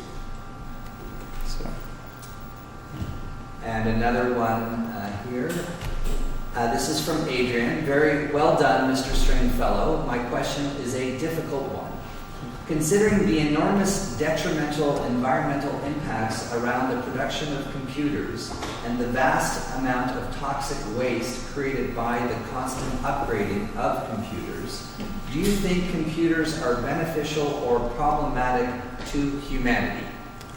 That's a good question, but I think right now computers are good for humanity, but I kind of see in the far, far future computers voiding out and them turning into phones or iPads, somewhere around that. So right now I think computers are all right to have, but maybe in the future they turn more green. Can I add to that question? So there's a lobby group in California, from what I read in your paper and what you said, that is trying to get the government to get Apple to become less closed and more open. Do you know how far they've come in that fight? I know they have a huge following around the world. Right now, I'm not so sure with COVID and all that messing it up. But as far as I know, it hasn't been passed yet, but they're really trying hard. And Apple is fighting against that because they like a closed system. And they say people will puncture the batteries. So it's a fair argument, but it's also a pretty weak one. What do you think their main argument is to stay closed? That it can be dangerous. But is that what they're saying to the public, and do you believe that that's why they're staying closed? No. What do you believe?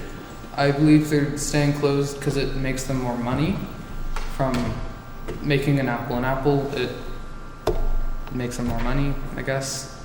So I think they're using that as a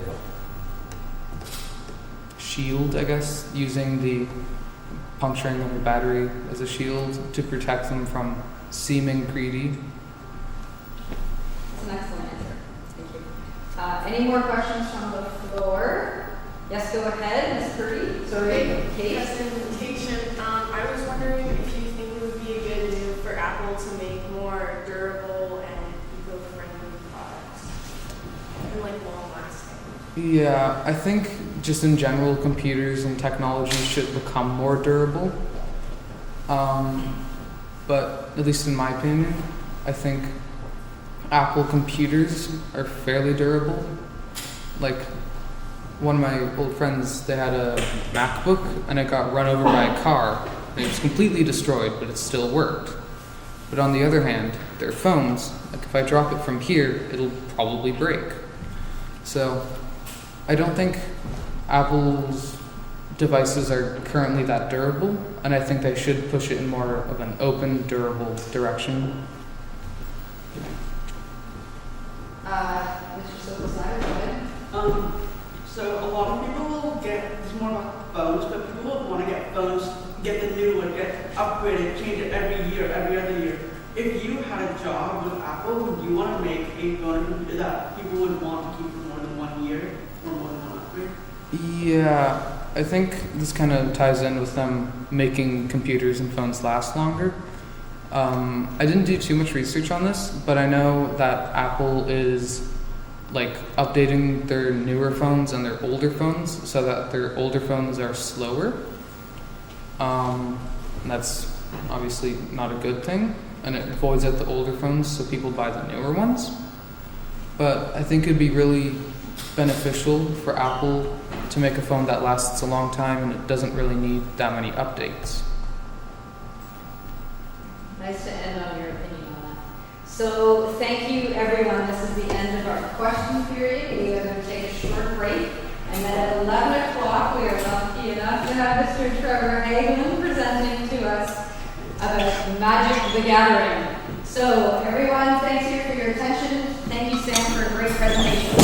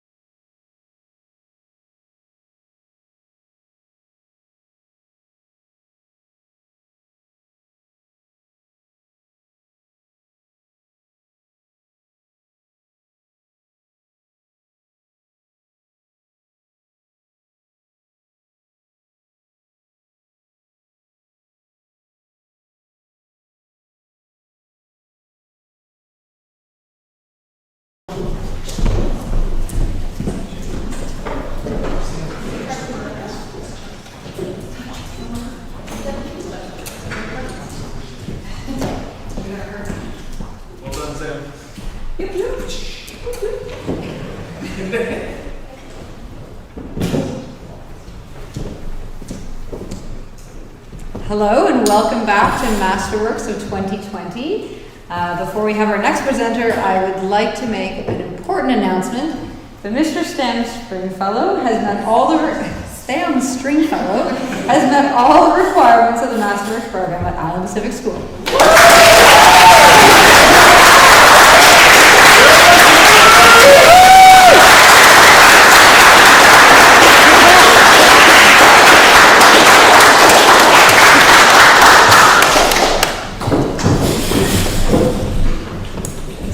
Welcome everyone. This is a unique Masterworks program that we're doing this week. We are live streaming on our YouTube channel, so if you have questions later on and you're in our virtual audience, please send them in to YouTube at go.islandpacific.org. Also, the lovely Mary Beth Dean is filming, and by next week we should have a professional video of everyone's presentations that you can look at and send off to Grandma and Grandpa. So, the Masterworks program, this is a huge week for our school because our grade 9s have been working really, really hard over an entire year. They have a topic of their choosing and a massively wide range of topics that they choose. They have a faculty advisor that they work with and an external advisor. Those external advisors are experts in their field or in our community that we can call on because of their ideas, their resources, all the things that they can help our students when they dive into the topic that they've chosen. So we thank you for that. And today is the culmination of a lot of research. They've all written a 15 to 40 page paper. A lot of students have action components to their Masterworks projects. And this presentation is their final, all the gems that they have gathered from their research is what they're presenting to you today. So it's quite a treat what we have, and we're on our third day of Masterworks, and with one more coming tomorrow. So please tune in for those if you're on our live stream or in the chapel here. So there are some conventions we have to remember. We call our grade 9 students by their last names this week, and we also touch this statue that's been donated by Ian Henley for good luck.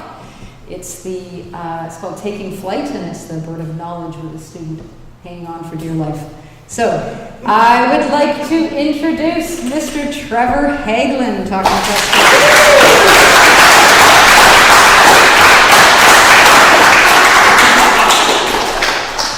I have never liked people that much. They're usually too annoying or too popular to hang out with. And this is me crying because I'm going to the mall on Halloween and there's always lots of people. But not that long ago, I found a game that most other players that are play it are like me. They don't like other people as well. Hello, my name is Trevor Hagelin, and this is my Masterworks presentation on social bonds and building them in Magic the Gathering. Why, in a digital age, do some people continue to play offline games? I resolved to answer this question when I ran a small Magic the Gathering club during Monday Enrichment for 8 weeks. There was 4 members of the club. Most of them had prior knowledge of the game, but not all. My goal of the club was to make the kids have more bonds, as well as for them to get a new understanding and enjoyment of the game. I was very interested to observe how social bonds were formed. What are social bonds? Social bonds is the degree to which an individual is integrated into society, or the social. Social bonds include the bonding ties to the family, school, workplace, and community. And many offline games and even online games have communities that surround them. Humans are social creatures. They need social interaction. Without it, they can become depressed and cannot meet their survival needs. Additionally, humans enjoy social interactions. People live together in cities, form friendships because their brains are wired that way. Research suggests that this happened because of natural selection favoring those who can work together. because humans as a species cannot meet all of our needs of food, water, shelter, and warmth by ourselves within a day. Early humans probably learned that the hard way, being starving without groups to go to.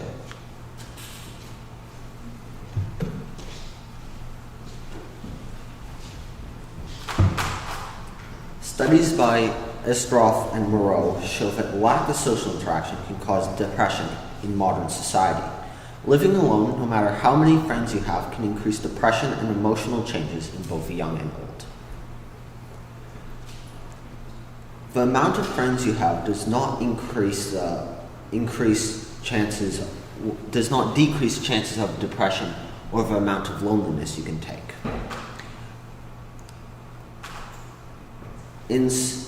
Studies show that if you have 20 friends that you see every day, it won't increase the amount of loneliness you take, it will actually likely decrease it. Where on the other hand, if you have 5 friends that you see not that often, you can take more loneliness because you are not wired to need as many social interactions as the person that needs 20. Humans have the largest brain-to-body size ratio. Typically, brains are smaller in smaller animals and larger in larger animals. Humans are exception to this rule. Our brains should be smaller according to research, but research also shows that brain size can be determined by animals' social capabilities. This would explain why humans have a larger brain than they should, because we as a species are very social. Furthermore, people can experience physical pain when they are alone, and this will make you either want to rekindle or make new social bonds. Pain signals that we are alone and that we are vulnerable, which was important from an evolutionary point of view. The normal reaction to pain is to stop doing what you're doing, such as stop putting your hand in the fire, or in the case of social pain, stop being alone.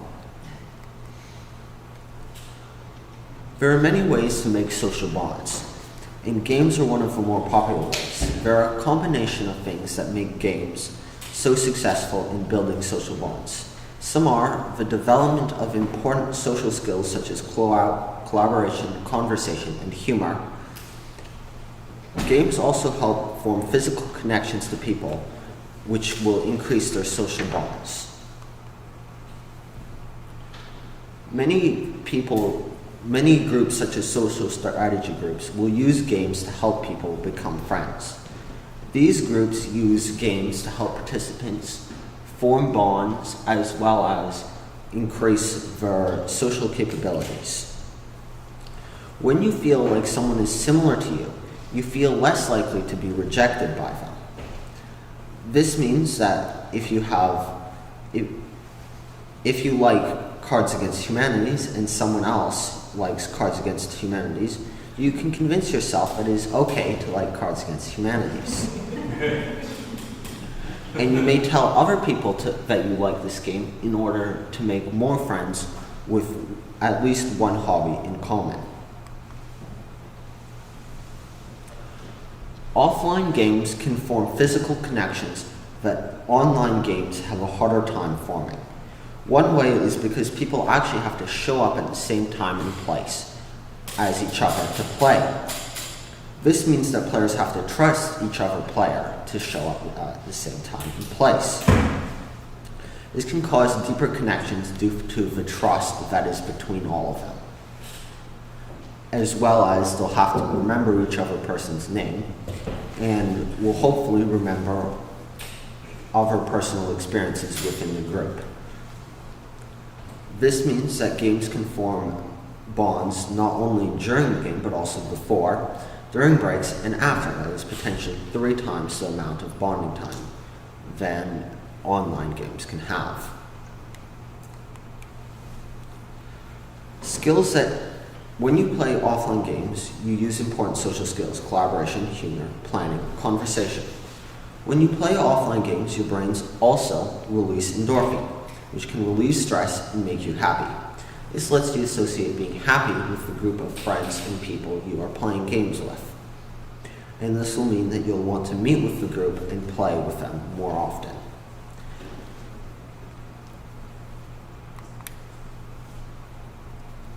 Some popular games: Cards Against Humanities, Settlers of Catan, Poker, Dungeons and Dragons, and Magic the Gathering.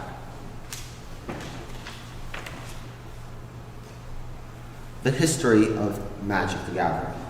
Richard Garfield, that guy, pioneered the trading card game 27 years ago with his revolutionary game for Wizards of the Coast, MTG. MTG is classified as a trading card game and was recently inducted into the Toy Hall of Fame. Richard made friends in his childhood by pulling out a bag of marbles because he grew up in the Filipinos and did not speak Filipino. So he had to bond through games. His first game was Robo Rally, but it was too expensive for a new company such as Wizards of the Coast to make. But they liked his idea and wanted to make him a similar but cheaper game.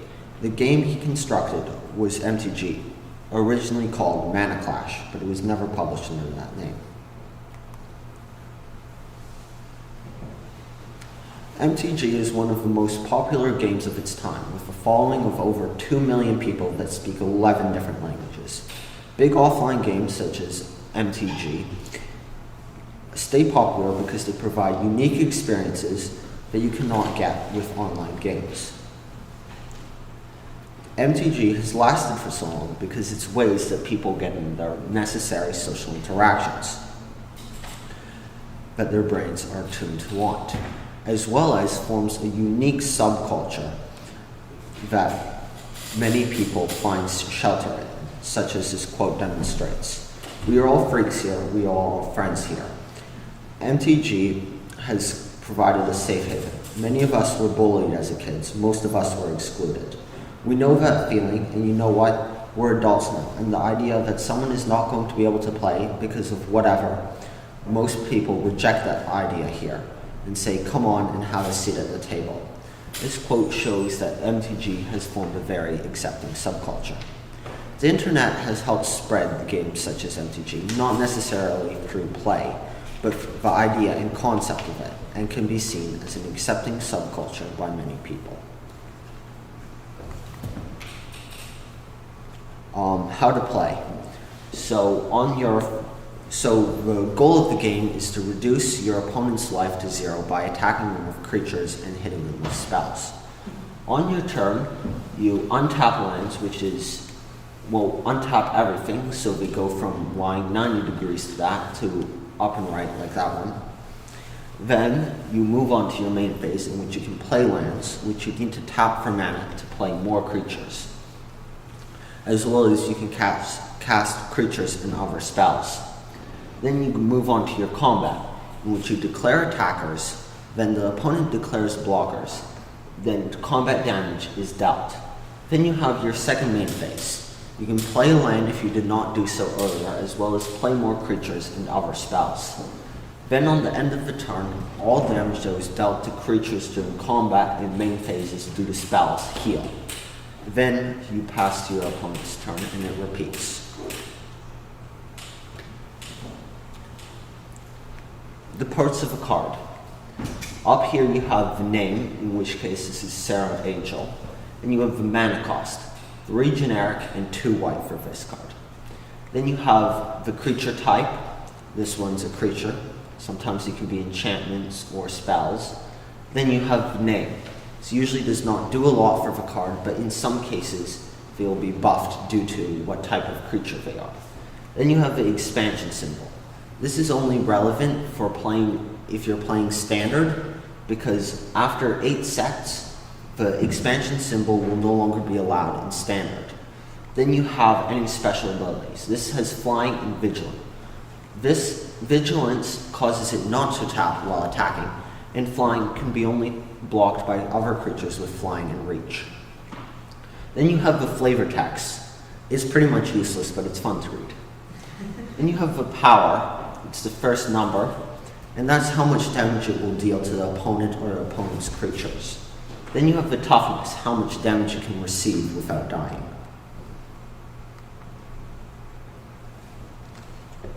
Here's what a game board looks like. Your opponent's graveyard, library, and play area, as well as your library, graveyard, and play area. Average deck where your library will be, is 60 cards. Play area, usually at the bottom you play your lands, and top you play your creatures and enchantments.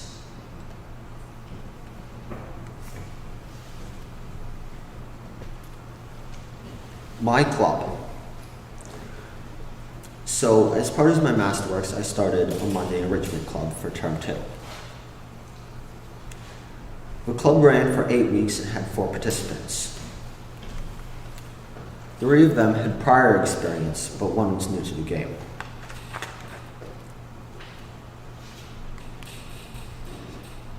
The plan. This is the abbreviated version of the club plans. First, I would teach the new student how to play. I would use the students who had been playing for a long time to help guide the new students on their MTG journey, and as well as forming and improving social bonds between them. This would take about 2 weeks. Then I'd teach them the different styles and gameplay of different formats of MTG and the difference between them. This would take about 3 weeks. Then, using the knowledge that we had acquired, we would make a new game style for one of the classes. The final part of the club was to send out surveys to see how much the kids had felt they had bonded.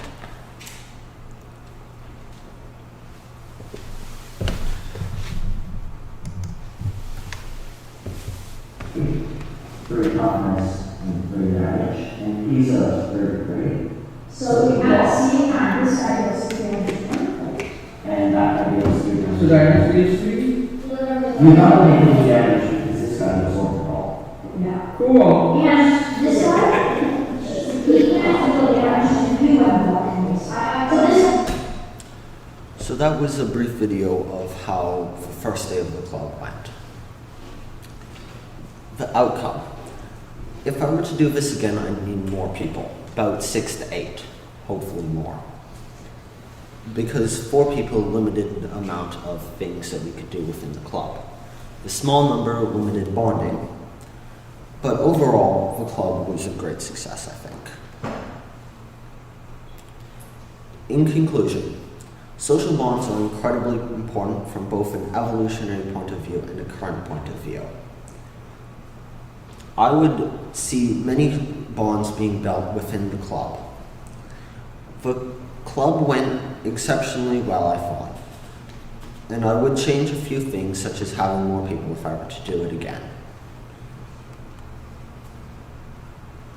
I would like to thank my mom and dad for keeping me fed and on track, Amanda for making sure I had good quality work and that I was done, Jason and Adam for advising me and setting goals and deadlines, my class for being supportive, and Jen for making Masterworks possible.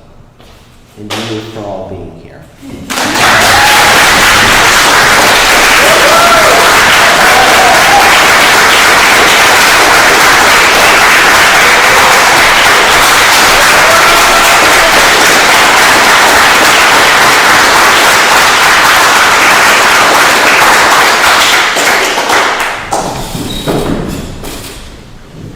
Mr. Hagen, excellent job, and I know that your paper was really went into social bonding, and I think that that made you more observant too when you started your Magic the Gathering club. And thank you for contributing to our school because it was a great addition to our Monday Enrichment program.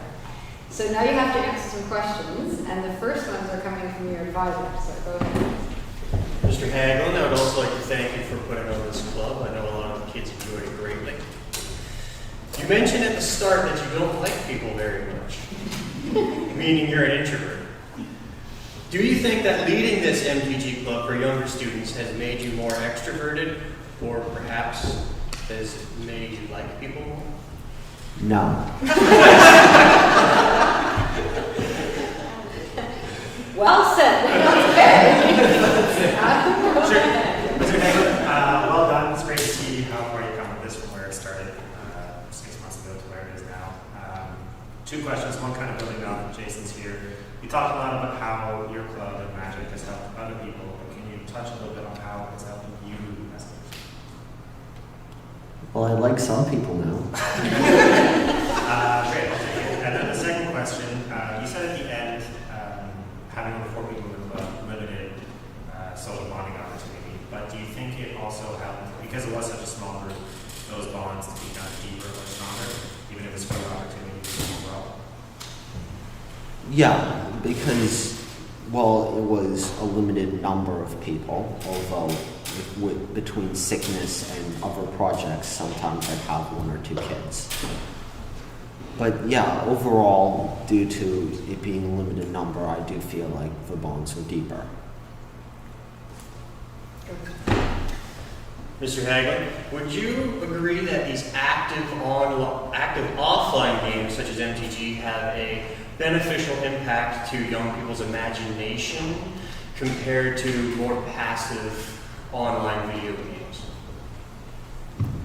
Yeah, because if you want to fill in the blanks of storylines and stuff like that, you have to use your imagination. Can I also ask a question sort of about that? Some of the, well, you focus mostly on offline games, right? Because that's what Magic the Gathering is. There are a lot of online games now that you have team players and you can interact and talk to the people that you're playing with online. Is that a new development? I don't know. So is that a new development, and why do you think that that has developed more? Well, I think it's developed because we're getting lazier and we don't always want to go out. We kind of want to stay home a lot more. I don't feel like it's as effective because you don't always know who the people are. You don't see their faces, and it's only during the game that you're talking with them. Do you think that it was important during our times of isolation right now because of coronavirus for people to be playing team online games? Yeah, like it's good to play them because it's better than playing by yourself, but it's not as effective as meeting up with a group in person. Questions from the floor, Mr. Avery. Mr. Haglund, fantastic job. It's such an interesting realm of games, something I've always enjoyed. But I have some questions because I've had some big battles after playing a game like Risk, where we end up screaming at each other and leaving the room and kicking the board over. Broken social bonds. What? Are all games good at creating social bonds? Is my first question.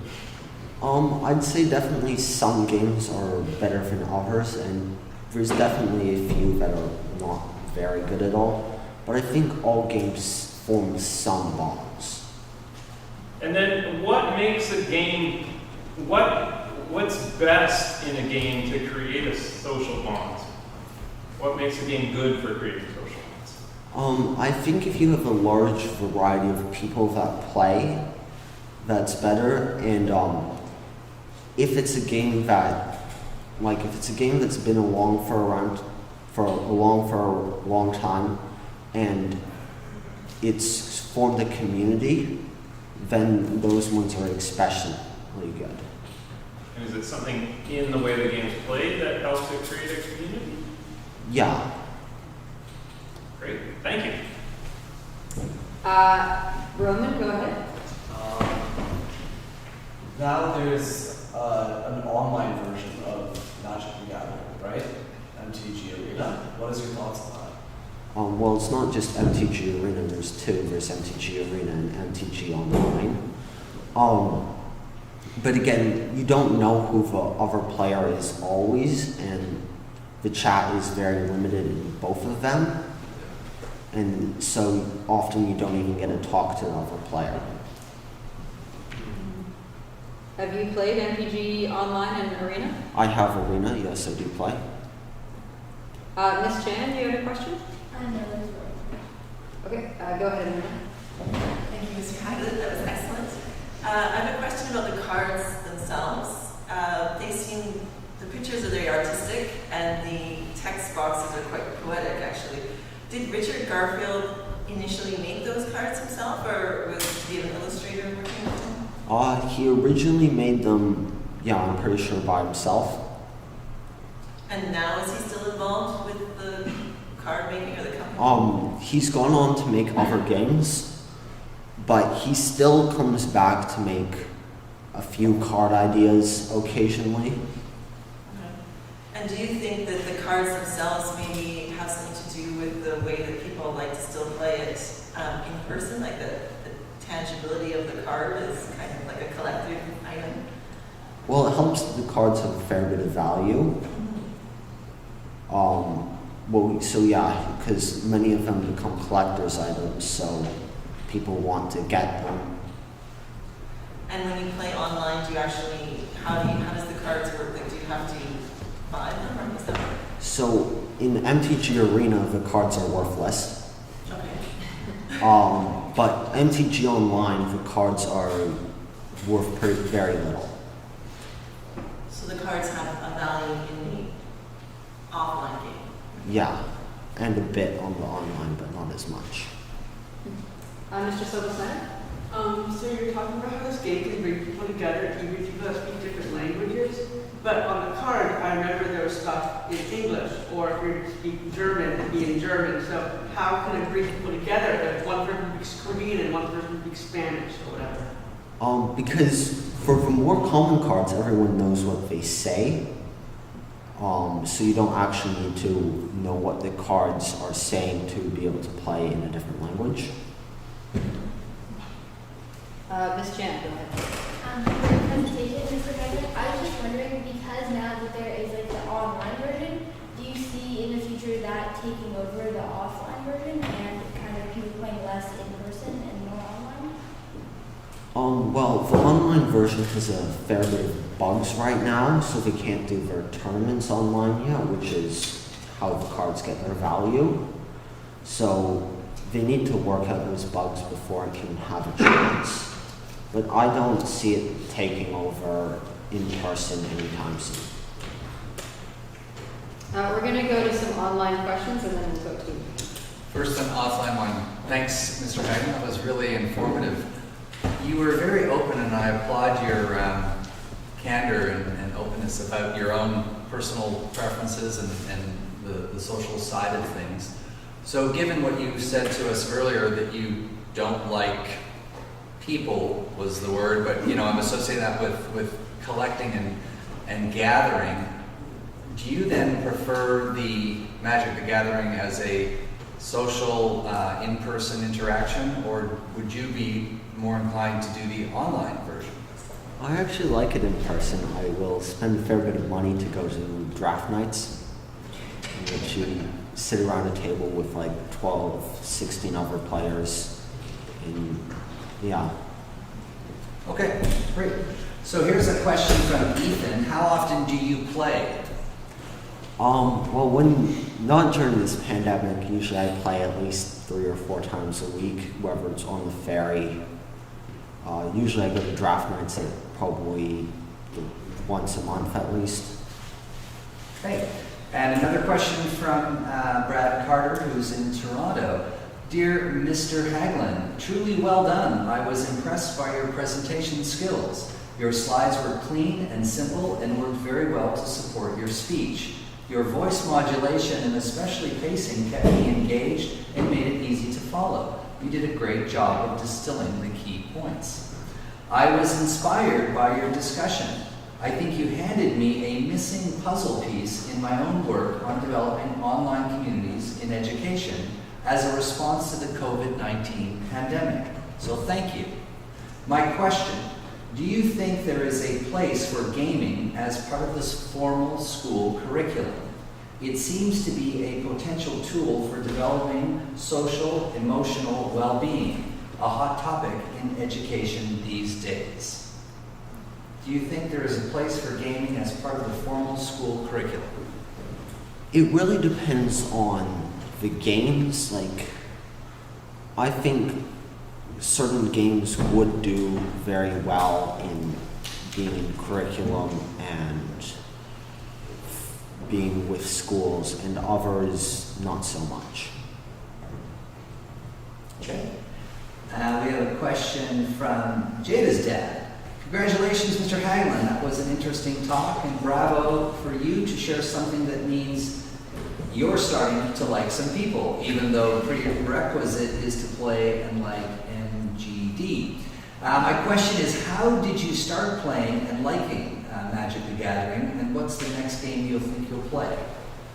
Well, I started in about early grade 8. I don't know what game we'll play next. Okay, fair enough. Here we have one from Ted. That was very interesting. I had no idea what MTG was, so this was a great education for me. I also had not thought about the difference between offline and online games. Your proposition about the possibility of increasing social bonds through offline games was very insightful. Nicely done. And here's a question. Do you play any online games besides perhaps MTG Online? And if so, do you think they enhance the social bonds between you and the people you play with? I don't play many, but I do play Clash of Clans, and that's about it. And I guess they kind of do, but again, not as much as in-person games. And one final question from Gavin. Would you ever consider inventing your own game? No. A question from Mr. Hagen Jr. In MTG, there are many different formats, and the players of the different formats often disagree with each other. Do you think that these disagreements enhance or decrease the social aspect of the game? Well, as long as you stick within the group that agrees with you, then it would definitely enhance. But yeah, it just proves that it's a very large community with very diverse audience. Well done, Trevor. That was excellent. I have one question. So as a parent, I see the other side of Magic, which is you spend a lot of money that you earn on the cards, and they end up all over my house, everywhere, in piles that cannot be touched for some reason, I'm not sure. So if another parent asks me, should I encourage my child to get involved in Magic, what are 2 good reasons about why somebody should encourage their child to get involved? I'm too broke to do drugs.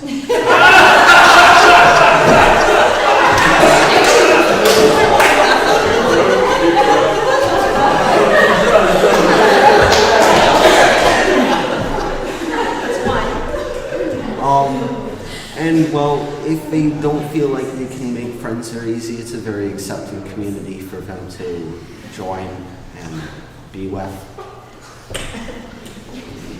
Should I ask how much money you do spend on Magic the Gathering? All of it. Anything you have. Okay, and that actually leads me to the question that I was going to ask you before. When you were setting up your club, you had to do something to set it up. First of all, what was that? I helped you write the email. I asked Wizards of the Coast for welcome packs. Usually they give it to stores for free. I think it's so that more kids can get addicted to it and spend all their money on it. So how many welcome packs did you get sent to you for free? Like 24. 24 packs, which is pretty impressive for a company to do that. And I know there's ulterior motives, but I thought that was great that you... Where are those cards going? Are they donated to the school, or are they... As of right now, they're still in Scott's office. If you want to get one, you can. Okay, thanks. Go ahead, please. Mr. Hagelin, you referred to these cards gaining value. How do they gain value? Why do they gain value? So if you go to things, they're called mythic tournaments. So some cards will start doing really well in them in certain decks, and then everyone wants to buy that deck so they can get in on being on top. And so it pushes the cards in the deck's value up. Because I've seen some cards ridiculously priced at hundreds of dollars. The most expensive one's $80,000. From 80,000? Yeah. It's called the Black Lotus. It was from the Alpha and Beta sets. The first two sets was made by Richard Garfield. There's only like 30,000 in existence. Like 12 from the Alpha set, which is the $80,000 one. Wow. So is that because it's rare or because it's extremely powerful as a card? Both. So it's 0 mana and you top sacrifice it to get 4 mana, which means you can have a max of 4 of it in your deck. So in the first turn you can play a creature for 16 mana.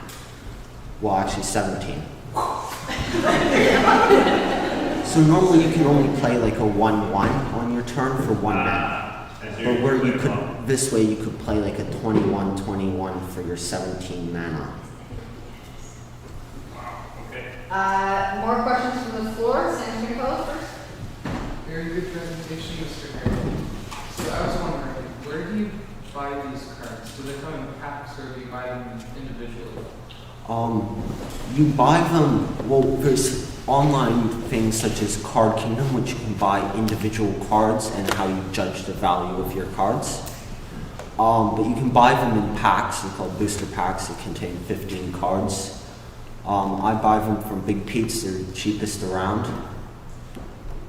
Where's Big Pete's? Bottom of Lonsdale. Bottom of Lonsdale. And you can also go to Scott's office every time. Amanda, go ahead. So while there are only 4 members in your club, there is quite a larger group at IPS that play this, that play MTG, of which you are an influential member. So what do you see yourself continuing with this group after you leave here? Or? Yeah, definitely. I'll probably see them at draft nights at least. Why do they call it draft night? So well, you get 3 packs of 15, and then you open your first one, and you pass it around the table, and then it's like a football draft except with packs in person. Ethan Ray, you were a member of the club. Can you tell us about your experiences in the club? I actually was not. But we have a wonderful person in the back, Indra. Okay, hold on. I just want to let Ethan finish, and then we'll go here. Did you just guess it here every once in a while? Because you're in the video. Am I? Well, you're in the pictures, yeah. No, there's. He is part of the magic group, yes. That is Johnson. Ethan, there was one day that you joined, so it might have just been that one day when there were photos. Can you share the love? Yes, I like magic a lot. He's often too broke to play. That's actually not true. I have quite a bit of money. I'm very qualified to spend on magic. And Indra, you're new to the game, I believe? Yes, I was the only one in the club that has no experience at all. And so how difficult was Magic the Gathering to learn from scratch? It was hard, but also I was being taught by Trevor, which was great, and then I beat him within 2 weeks, so that was fun. Yeah. Great. Well, are there any more questions from the floor or from any online questions? Okay, then Trevor, you lucky guy, you are finished with the question period, and you've done an excellent job, especially with the questions. So.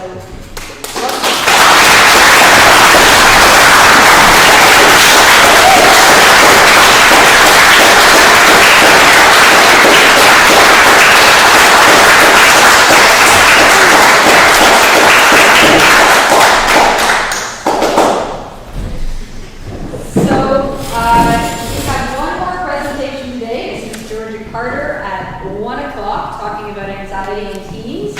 And thank you for your attention and your questions to our audience here and online. You guys have a long lunch break. Well done.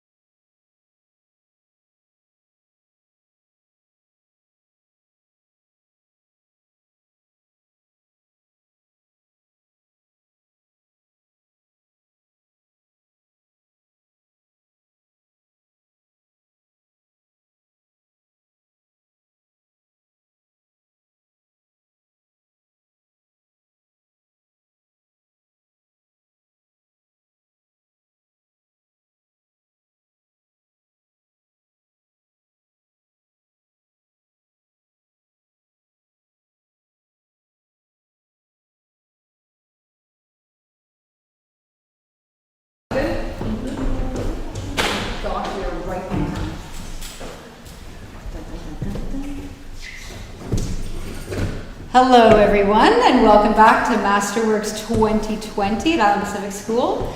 Before we start with the last presenter of the day, I would like to make a very important announcement. And that is that Mr. Trevor Hageland has met all the requirements of the Island Pacific School Masterworks program.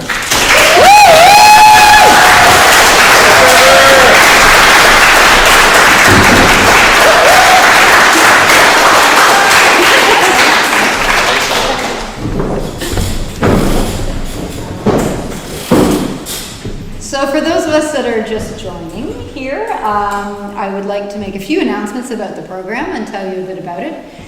We are live streaming this on our YouTube channel, so if you have questions during the presentations, you can send them to YouTube at go.islandpacific.org. So those will be read out towards the end of the program. So this is a big week for our grade 9s. It's the culmination of a lot of hard work. Back when they were in grade 6, they were wondering, as they saw other grade 9s presenting, what am I going to do my Masterworks on? They had to make that very important decision in the summer before their grade 9 year. Once they've decided, and we get a huge array of topics, to identity with transracial adoptees, to learning to be a French teacher, and they are mentored by faculty from IPS, but also with external advisors who are either professional in the field that the student's studying or someone who has just a really keen interest. So we are super grateful for our external advisors and all that they add to the program and the hours that they volunteer with our 14 and 15-year-olds.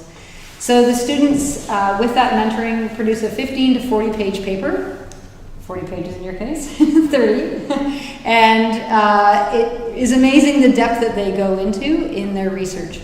From that today is the presentation that's a distillation of all the best parts of their research paper. So we're very lucky to have these presentations being somewhat live here to an audience, but also online to the rest of the IPS community and beyond.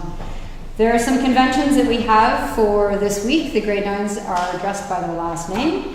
And also the statue that was given to us by Ian Henley is called Taking Flight, and students touch it for good luck just before they start. And without further ado, I would like to ask Ms. Georgia Carter to come and speak to us.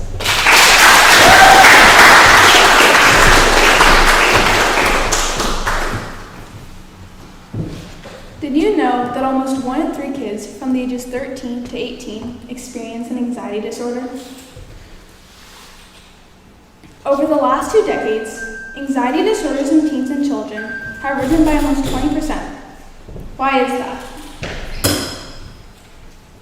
Hello, my name is Georgia Carter, and for my master's topic, I explored what anxiety is, why we experience it, and why there's been a rise of it in teens. In my presentation, I will cover what anxiety looks like in our bodies and brain and connecting other illnesses to it. I will then talk about the factors that contribute to anxiety, like genetics, and importantly, teens' use of social media. I want to leave you with some strategies, so I will end by talking about coping mechanisms and techniques to help with anxiety, such as sleeping, eating, mindfulness, and therapies. When I first heard of anxiety, I thought only some people suffered from it, and that it was always a hard thing to go through. In reality, anxiety is a normal thing that everyone experiences to different degrees. Anxiety is when we feel nervous or anxious before doing something challenging, such as right now. It is the feeling we get when our gut instincts take over and help influence our decisions. Anxiety in moderation is healthy. It helps motivate you to do things like getting up for school because you don't want to miss the bus, or nervousness before an upcoming test that pushes you to study. However, experiencing a lot of anxiety for multiple weeks and months could negatively affect your daily routine and could result in an anxiety disorder. The brain is an interesting and complicated part of your body. The frontal cortex are where decisions are made. The inner part of the brain stores the amygdala, which is the control center for fear and anxiety. It gives the body hormones, like genetics, or like adrenaline when it senses threat. It also prepares us to fight or flee. which helps us keep ourselves alive by reacting to stimulus that could be a potential threat. You can think of your brain as a hand with your thumb as the amygdala and your fingers covering it as the frontal cortex. When you're anxious, your amygdala is activated and you essentially flip your lid. You are in fight or flight mode. Only when you feel calm does your frontal cortex take over and you can make a decision without a strong emotional influence. For example, if you were to hear a loud noise behind you, your amygdala would take over and you would flip your lid. Only when you look behind and find that it was only your cat would you be calm enough to let your frontal cortex make a decision not to run. Our brains are divided into two parts, the cognitive brain and the emotional brain. In the cognitive brain, it controls skills like how to think, learn, read, remember, reason, and pay attention. The emotional part of the brain can be represented by the movie Inside Out. That movie did a perfect representation of the emotional side since it showed emotions like joy, sadness, disgust, and anger. When the emotional side of the brain overpowers the cognitive side, we can feel anxiety. What happens when someone has anxiety? Well, your body goes through 4 actions. First, adrenal glands secrete the stress hormone cortisol. Too much cortisol makes the memory of trauma fragmented and hard to organize. Then, a racing heartbeat. The sympathetic nervous system reacts. Heart rate and breathing increase or rise beyond normal. Breathing could become so intense that a person hyperventilates. Essentially, this is preparing your body to fight or run away. Third, fight, fright, or flight. Your senses become hyper-alert. Sight, sound, smell, and touch are looking for potential new threats. And last, digestion shutdown. The brain shifts its focus from normal functions or pleasure to detecting danger. Sometimes the body even vomits to stop digestion. There are also symptoms of anxiety that could indicate that you have the disorder. But having or not having some of these symptoms doesn't determine whether you have the diagnosis. Panic attacks, trouble concentrating and sleeping, avoiding triggers, reliving trauma, or repetition of a specific behavior are all examples of anxiety symptoms. Neurotransmitters and hormones are 2 types of chemical signals in our bodies. Some of these chemicals are linked to anxiety. Dopamine is a neurotransmitter that our nervous system uses to send messages between nerve cells. Having too much or too little dopamine in different parts of the brain can be linked to several mental health disorders and challenges, including anxiety. Adrenaline is a hormone released when you feel anxiety. It is used to make your body react faster.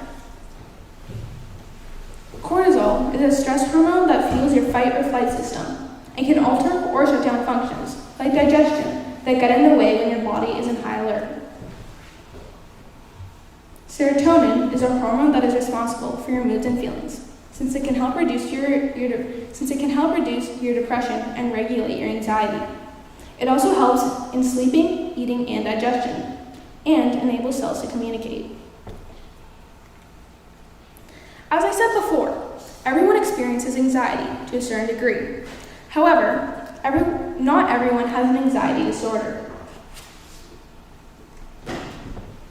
To have an anxiety disorder, there are certain characteristics or symptoms. Number 1, worries that someone is having which don't match the actual threat. Number 2, fear continuing over a long period of time, at least several months. Number 3, often other physical symptoms are shown. And finally, number 4, anxiety is hard or impossible to control and affects your ability to live your life. Having an anxiety disorder is common. Many people suffer from it. In fact, it is the most common mental illness in Canada. There are many different anxiety disorders, all with different symptoms. Social anxiety is a very common disorder that teenagers experience. It is when you fear being judged and embarrassed in social settings. Imagine being too nervous to order your own food at a restaurant. That's an example of a situation with social anxiety. Another type is specific phobia. This type of anxiety disorder is when you are scared of or have a heightened fear with a specific object, activity, or situation. There are factors in our environment that can influence our mental health. Some of these factors we can control, and some of them are predetermined and out of our hands. One part of anxiety that you can control is your genetic makeup. The risk of you having one part of your anxiety that you cannot control is your genetic makeup. The risk of you having an anxiety disorder is higher if these types of disorders run in your family.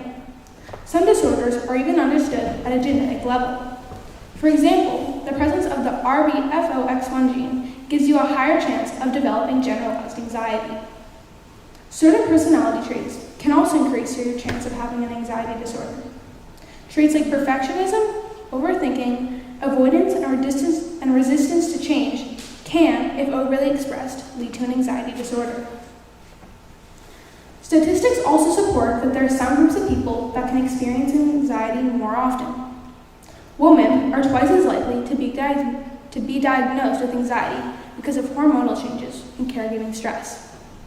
Teens are also affected by anxiety more often because of their immersion in social environments, which can also cause social phobias and panic disorders. Because teens suffer more from anxiety, it's important to look at the factors in their lives that put more pressure on them. The good thing is that some of these pressures are by choice, and there are ways to control them. Although you can't control all factors contributing to anxiety, there are some we can. Social media and access to smartphones have changed how teens live. This has added another platform that can increase stress and contribute to anxiety. Social media can intensify negative feelings of body image, addiction to likes and followers, and it opens up a new outlet for bullies, cyberbullying. On top of this, there's an increase of stresses at school and home. This generation has a new challenge that other generations in the past have not had to struggle with. Personal cell phones and easy access to the internet have grown exponentially. Put your hand up if you have a phone. Keep your hand up if you regularly check your phone every hour, at least when you're allowed to. In the past 15 years, many digital platforms have been developed that give any user a broad audience and also many perspectives on other people's lives. This can be positive as it connects people, especially during this time of separation. But there are negative impacts as well. The negative side effects can be linked to an increase in anxiety. Have you ever been scrolling through Instagram and started comparing yourself, your body, or lifestyle to the people on the screen? If you have, then you are not alone. A summary of 20 research papers prove that people think negative thoughts about their body when scrolling through Instagram. This is because it is extremely uncommon for people to post themselves in an unattractive way or seeming vulnerable, which paints a picture of a perfect life, even though it's just a small part of theirs and masks imperfection. On Instagram, there is a category called Fitspiration, posts that are specifically good at making people compare themselves to others. According to a BBC article on how social media affects body image, research suggests that Fitspiration images in particular, which typically feature beautiful people doing exercises, or at least pretending to, might make you harsher on yourself. Despite the fact that bodies portrayed on social media are sometimes modified to look perfect and portray hard to achieve and maintain figures, people still commonly compare themselves to others. This is part of the reason why body dissatisfaction is present within 90% of women. On the flip side, there are body-positive Instagram categories that research has shown boosted young women's self-confidence with body satisfaction. All of this shows that social media can increase anxiety because you can compare yourself to others on an unrealistic platform. The criteria for social media addiction is thinking about social networking excessively, such as concern over it, uncontrollable urges to use social media, and using it so much that it affects other important life aspects. A quote by Sharon Selby, a local youth counselor, says, "Teens connect their self-worth with likes on social media. This is a superficial way to judge your own popularity." In fact, our brain chemistry can be changed with too much social media to desire likes, retweets, and tags. The addiction to the response you get on social media communicates with the reward circuitry part of the brain, the same part that would react to chocolate and gambling if that was your addiction. For example, getting a like on your post on Instagram gives your brain a hit of dopamine, which is like a reward or pleasure. Harvard researcher Trevor Haynes says, dopamine is associated with food, exercise, love, sex, gambling, drugs, and now social media.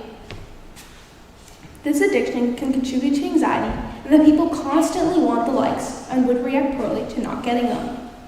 Having a phone that is constantly notifying you when you do and do not receive a like is a reward that a teenager can become addicted to. However, not receiving likes also contributes to anxiety.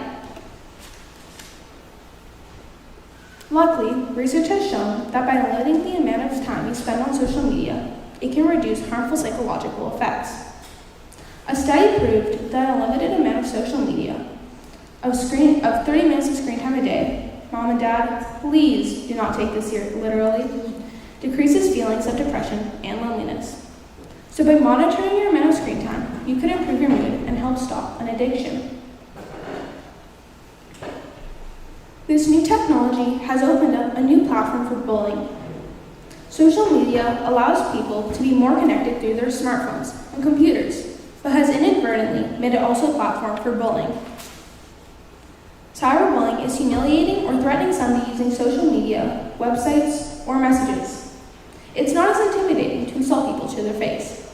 That is why social media gets used for bullying, because it's all done over a screen and you don't see a reaction, but it hurts the victim just as much.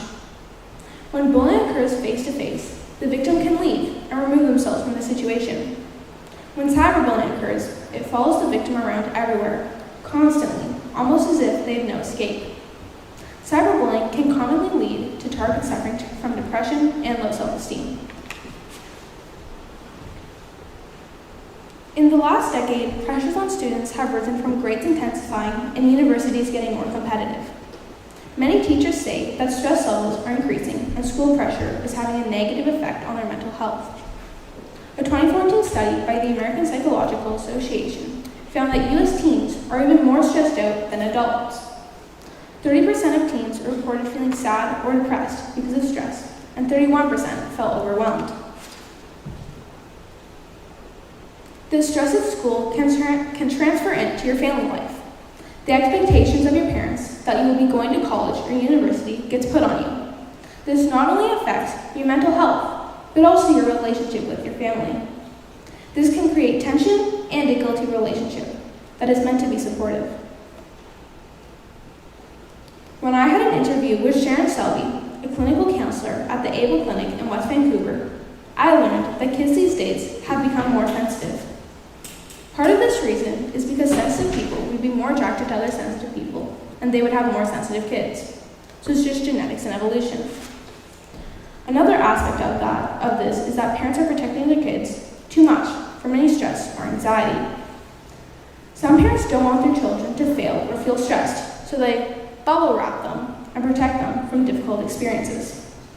This leads to kids not able to cope with stress as they have not had any experience with this. Unfortunately, this has led to a higher number of dropouts at university and college because they don't have the skills to manage stress and anxiety when the bubble wrap comes off. Now, for the good news. There are many ways to prevent and lower your chances of developing anxiety. By taking care of your physical health, such as eating well and practicing good sleep hygiene, anxiety levels can reduce. Finding ways to take care of your mental health, such as practicing mindfulness, grounding and breathing exercises, and using strategies like cognitive behavior therapy, can also reduce your anxiety levels. Many studies have shown that anxiety and sleep problems are connected in multiple ways and can have positive and negative effects on each other. Clearly, a lack of sleep can impact anyone's anxiety levels, but anxiety can also impact how you sleep. According to ADD.org, anxiety causes sleep problems, and new research suggests that sleep deprivation can cause an anxiety disorder. Although most people love sleep, many don't get enough. This is especially true for teenagers. The National Sleep Foundation recommends that teenagers 14 to 17 years old should get 8 to 10 hours of sleep per night. I know I don't get that much sleep per night. How about you?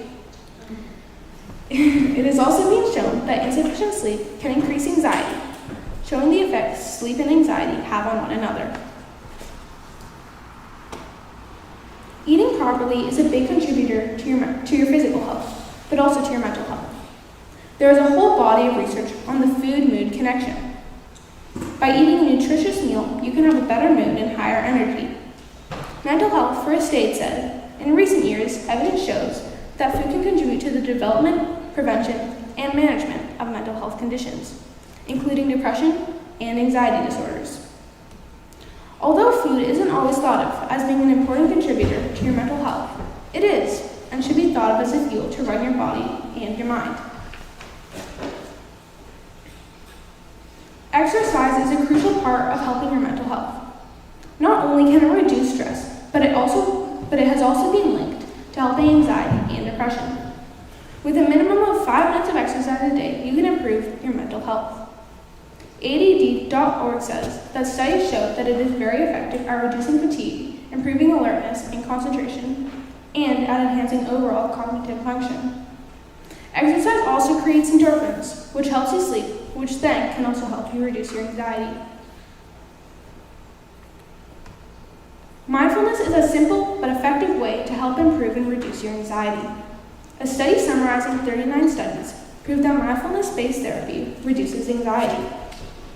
Mindfulness is the process of looking at the present in a non-judgmental way.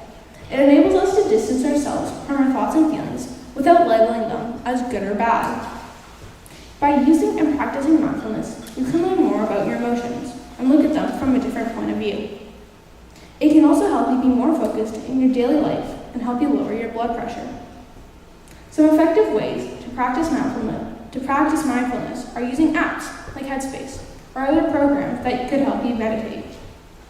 Some other activities that can help you practice mindfulness are coloring, yoga, deep breathing, and connecting with nature. In summary, mindfulness is an easy and effective way to improve your level of anxiety and has other benefits along with practicing it. Cognitive behavior therapy is a clinical treatment that is very effective and one of the most helpful methods to manage anxiety. CBT has a main set of principles. One principle of CBT is focusing on what is occurring in the present instead of focusing on what the causes are in the past or what might happen in the future. For instance, maybe you're scared of elevators because you got stuck in one and it was a traumatizing experience. Although knowing where the trigger is coming from can be helpful, it's not going to cure your elevator anxiety. By adding CBT strategies into your daily routine, you can practice techniques and apply them to situations in real life. This helps your brain make different thinking patterns. CBT is a collaborative therapy. This is because you and your therapist are working together to help improve and manage your anxiety. In cognitive behavioral therapy, the therapist is teaching the patient how to become their own therapist. Essentially, if you change the patterns, you can change how you feel about your experiences. There are many common and effective practices used in CBT. One example is implementing different types of exposure to a trigger. Exposure may be used to help obsessive-compulsive disorders, nightmares, and anxiety by gradually exposing yourself to triggers. For example, if going to a crowded place causes anxiety, you might start by looking at pictures and videos of crowds, then standing outside of a crowded place, and eventually working towards being inside.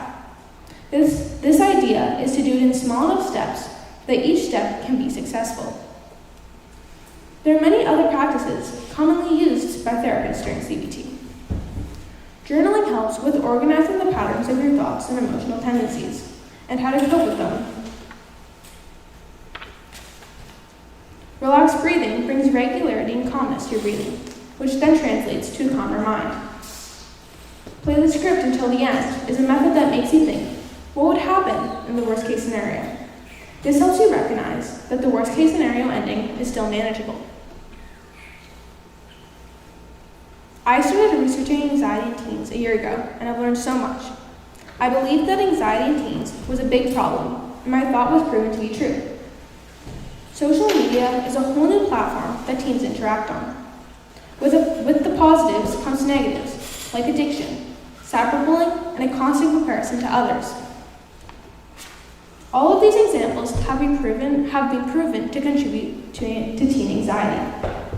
The good thing is there are many psychologists and counselors to help people learn how to cope with this increased anxiety. Even if you don't have the resources for a counselor or psychologist, there are strategies that anyone can practice to keep them in a healthy mindset. Sleeping, eating, exercise, and mindfulness are factors that you can control to help lower your anxiety levels. If your anxiety becomes too much to handle, counselors can help by guiding you through cognitive behavior therapy. These are scientifically proven techniques to reduce anxiety and unhealthy thinking patterns. This past year of researching anxiety has helped me better understand how I should handle my own stress and anxiety in a situation. My next goal was to help other people who struggle from this. I am definitely not a counselor or psychologist, but I feel better equipped to handle anxiety in myself and others. Furthermore, I hope you, my audience, have also increased your awareness of anxiety, the causes of it, and what you can do to reduce anxiety in your life. I would like to thank my two advisors. I was lucky enough to get two amazing advisors who supported me throughout this whole project. Jennifer Henriksen, my faculty advisor, and Angie McLennan, my external advisor. Thank you so much. I wouldn't have been able to have done this project without you. I would also like to thank my parents for helping me edit and making me practice my presentation in front of them, as well as Sharon Selby, who made time in her schedule for me to interview her. Lastly, I would like to thank you for listening to my presentation.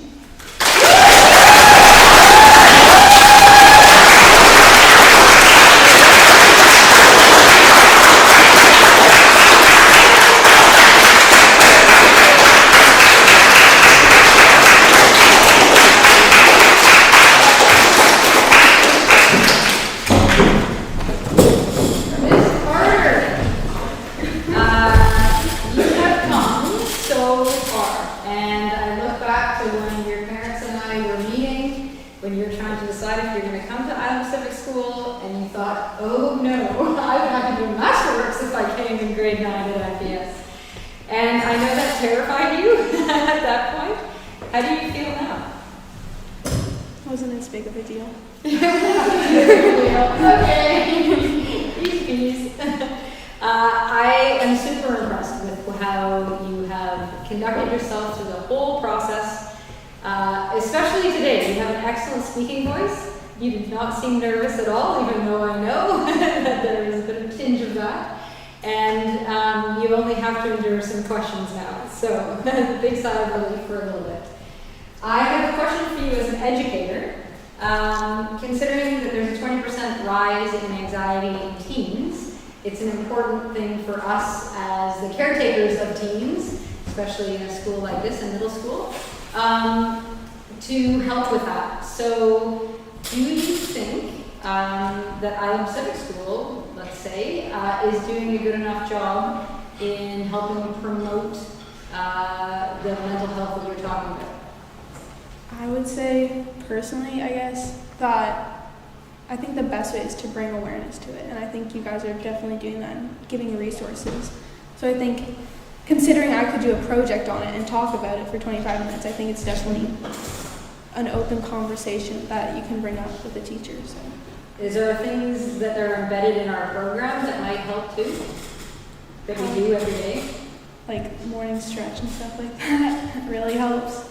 And some of the techniques that I said in my presentation are done in the morning like that. So yeah. It's something we think about a lot, so thank you for bringing it again to people's attention. I'm going to orchestrate the question period. So Andrea, do you have a question for Mr. I do have a question. For Ms. Carter. So first of all, you did an awesome job, and I echo everything that Jen said. If you were nervous, you didn't look nervous, so way to go. And so before I ask my question, which I wrote down, I just want to say I'm so glad that you chose this topic because there's so much misunderstanding and lack of understanding around mental health, especially when it comes to disorders like anxiety and depression. And the way that's going to change is from people talking more about it. So you're taking this on and educating yourself, and then educating everyone else here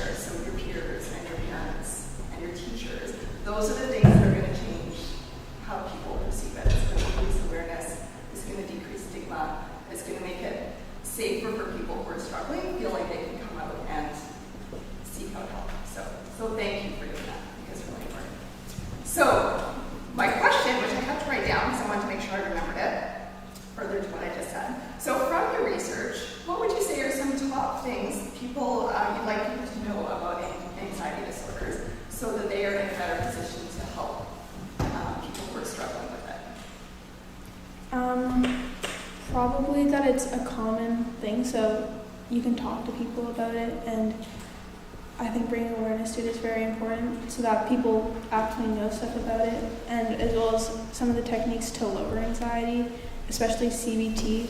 The CBT is very good at reducing anxiety, especially anxiety disorders. So I just think talking about it and then spreading information about it. Awesome, thank you. Can I ask one more question about that? Do you feel like among your peers, do you feel like it's a safe place for each of you to talk about mental illness and mental health and how you're feeling? Or do you feel like there's still a ways to go? I think it's not like a daily conversation, but I think you can definitely, I would hope you could probably talk with some of your peers about it. Like, I probably would go up to like a random kid in my class and go, I'm really sad right now, but like, I could talk to one of my friends about it, and I think most of the other kids in my class could probably do that too. So we're going to go to questions from the floor. Who would like to start? Go ahead, Miss. Great presentation, Ms. Carter. I'm just wondering, I don't know if you found this in your research or anything, about your opinion on taking medications for anxiety and depression, and what do you think of that, or if you think other strategies are better? I didn't do a lot of research on medication and anxiety, but there's definitely those resources and those options. I would probably recommend that you try not natural, but I guess more natural or less, I'd probably say try other techniques like eating well and getting good sleep, and then try CBT or something like that instead of going straight to medications. But I think medications can also be really helpful. More questions? Go ahead, Mr. Thank you, Ms. Carter, for your presentation. As we continue the conversation around mental health, as we do with any other important issue, I think it's important we all get, the public gets terminology right. And I think anxiety is often grouped in with things like nervousness or depression, but I think there's a very clear distinction there. I just don't really know what it is. Are you able to talk about that, the difference between anxiety and depression particularly? I'd say anxiety, for anxiety and depression, anxiety is definitely a more natural and normal thing that everyone experiences. With depression, if you are experiencing depression, you need to get help. You should reach out to somebody. And with anxiety, it's similar. You should ask somebody for help. But everyone experiences it, and it's a normal thing that in moderation is very healthy. Willis, go ahead. Very well done, Ms. Carter. I was just wondering, you mentioned a bunch of coping techniques. What do you think is the best way to deal with anxiety? It really depends on the person, because I think depending on who the person is experiencing anxiety, the different techniques are going to help them in different ways.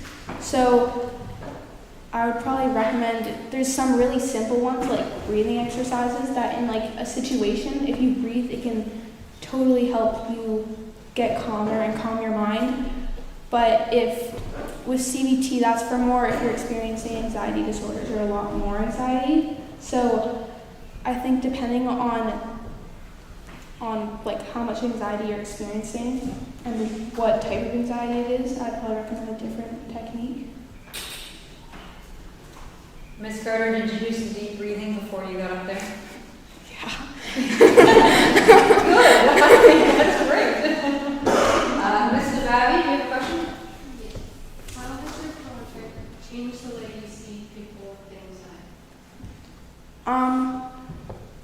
I definitely as I said in my presentation, I definitely thought before that it was like a very serious thing, which it still is, but like before I would have never said I was experiencing anxiety. I would have said, oh my gosh, I'm so stressed.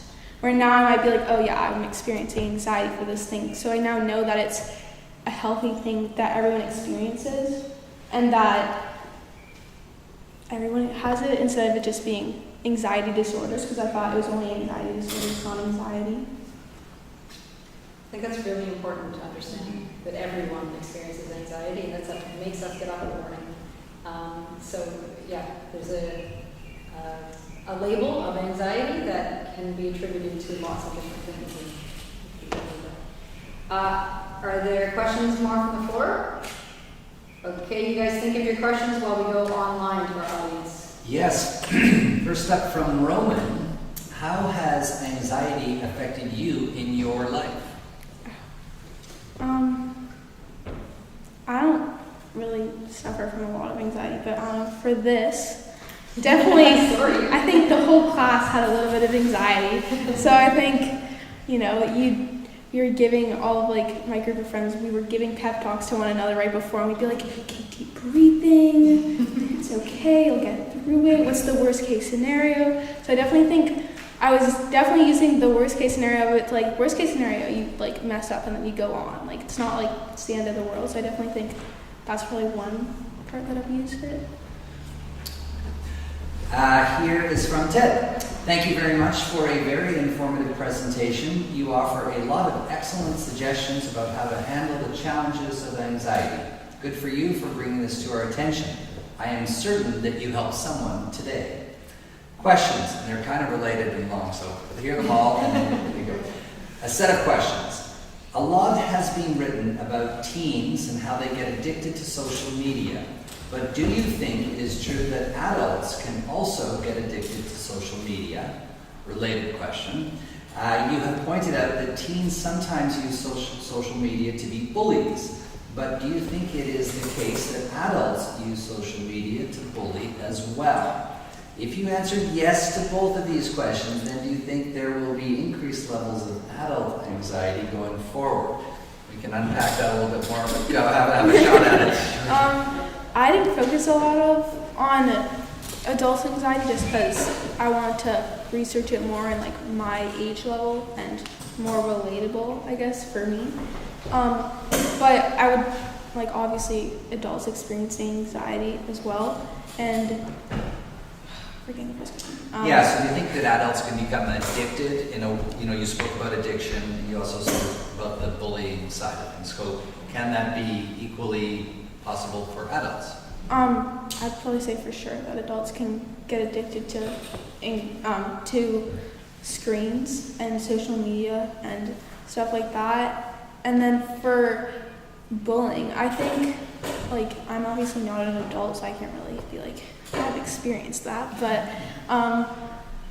I would totally assume that. And then with I'd say completely. I think it's not very similar, but very similar experiences with anxiety with teens and adults. Okay, great. Here we go from Jay's dad, I think again.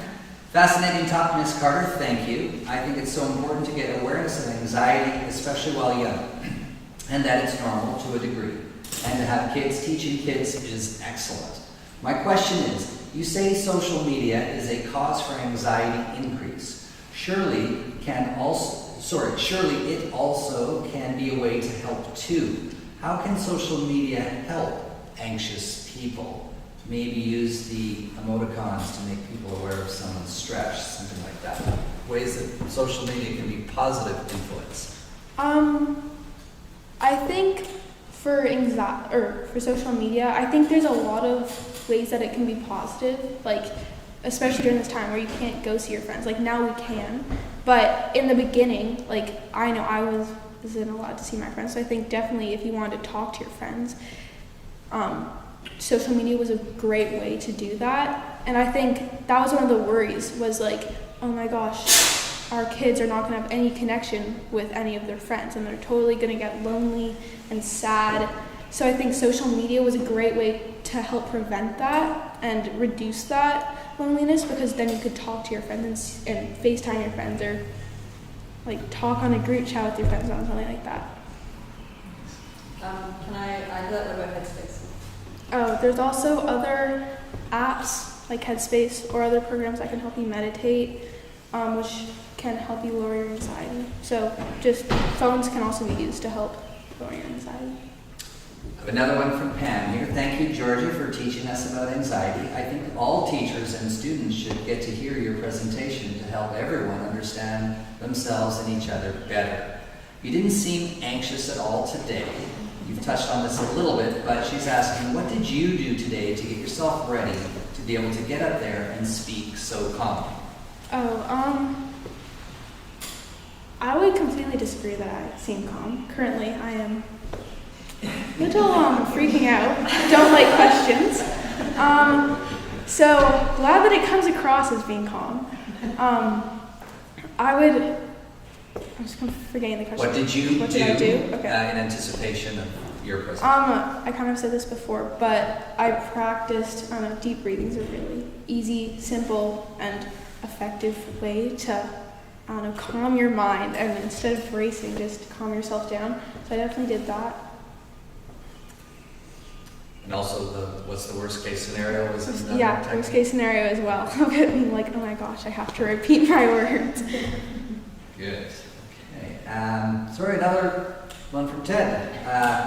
If you want to throw this into the ring, you're Paul. He's giving me the call and I haven't read it yet. If you're wondering if adults can bully online, just have a look at the chat feed on the Fox Network platform. So, throw it out there. Right. I think Ted's making a good point that adults are equally susceptible to the influence of media and bullying. You want to comment on Ted's comment? Yeah, I agree. I don't if you're to go on all the celebrities or all the hate that celebrities get, I'm sure majority of it is from adults and not all kids. So I think that's adults can bully and receive cyberbullying, and it's just as relevant and just happening just as much with teens, I would say. Any more stuff? That's it presently. Any questions from the floor here? Okay, so I don't know if many of you heard Georgia asked her parents not to take her literally on this one. What was the recommended amount of social media time on your phone? Who remembers? Connor? 30 minutes. 30 minutes! So, pass or failing grade for all of you. But not that, but do you think, does that seem extreme to you? Put your hands up if half an hour is a lot different from what you do on social media right now. You can be honest, it's not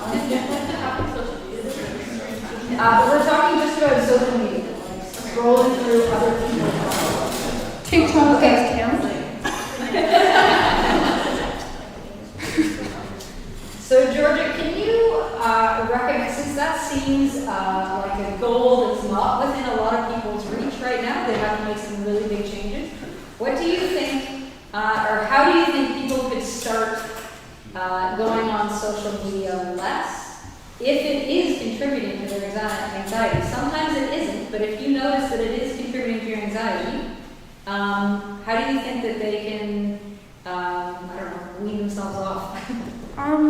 I think, definitely when I'm bored, at least, I go on social media to just waste some time and pass the time. So I think if you're definitely getting addicted to it or getting overly obsessed with it, I'd probably just say try to only go on it when you want to talk to your friends or you want to communicate with people instead of just going on it to waste time when you're bored. How many of you have gone onto your phones just to waste time because you're a little bit bored and then found it was an hour later? Brian, you have a question? No? Okay. Any more questions here? Yeah, go ahead. Can I ask one more? Do you think that social media has a responsibility to work on this? Or do you think that it really just should be on the user's part in terms of managing anxiety with social I would probably for sure say that I think it should probably be brought more up on the app. For some apps, they do go like, you've been on this for a while, you should take a break. I haven't, like on Instagram you don't get that, but on TikTok it'll be like, you've been spending your time on this for a while, maybe you should get off and do something else. So I think some apps, like that's probably like the bare minimum, but like they're definitely doing something, which is good, better than nothing. So, but yeah, I think it would definitely probably be helpful and bring awareness and make it more of a topic of maybe I should get off. Go ahead, Ms. Well done, Ms. Carter. I just wanted to ask if you said that everyone experiences anxiety at one point, but how can you tell how much anxiety until like you need to actually talk to somebody? Like how can you tell? I think it really depends on the person and how much anxiety you are experiencing. In the presentation it said if you're experiencing for a long amount of time, that's not normal. And that's like, and I think if you are experiencing any anxiety, you should probably just talk to a friend to get help or just to vent and just talk about it, no matter how much you're experiencing. And if it is an unhealthy amount, then that's when you should, Andrea, do you have, as a counselor, do you have a pointer just for everyone in the audience about when they should be getting help? So you kind of touched on it. So there are certain criteria that if you meet, then that's when it becomes an issue. And you did have a slide on there. And I would say if it's happening over an extended period of time, like several months, if it's impacting your ability to live your life the way you should be able to, then that would be a reason why you'd want to seek out help. I would say those are probably the two main points. Yeah. And it usually affects your sleep, your sleeping patterns, and your eating patterns too. So those are all good indicators. On that note, I'm so pleased that you have brought this to our attention again. We actually had a student last year who had an anxiety disorder who spoke about anxiety disorders specifically. So it's really amazingly huge jump how much it is in our conversations now, and I think it's a really important thing to be talking about. So Georgia, Ms. Carter, I'm super impressed and pleased that you brought this discussion to all of us here. So thank you very much. Well done.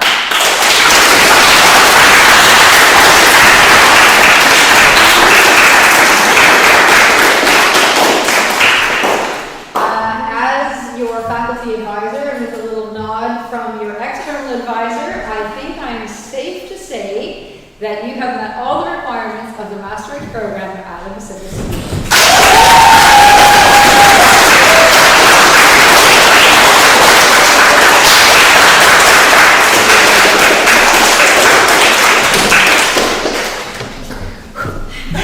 Big breath. So thank you everyone for a great day of presentations today.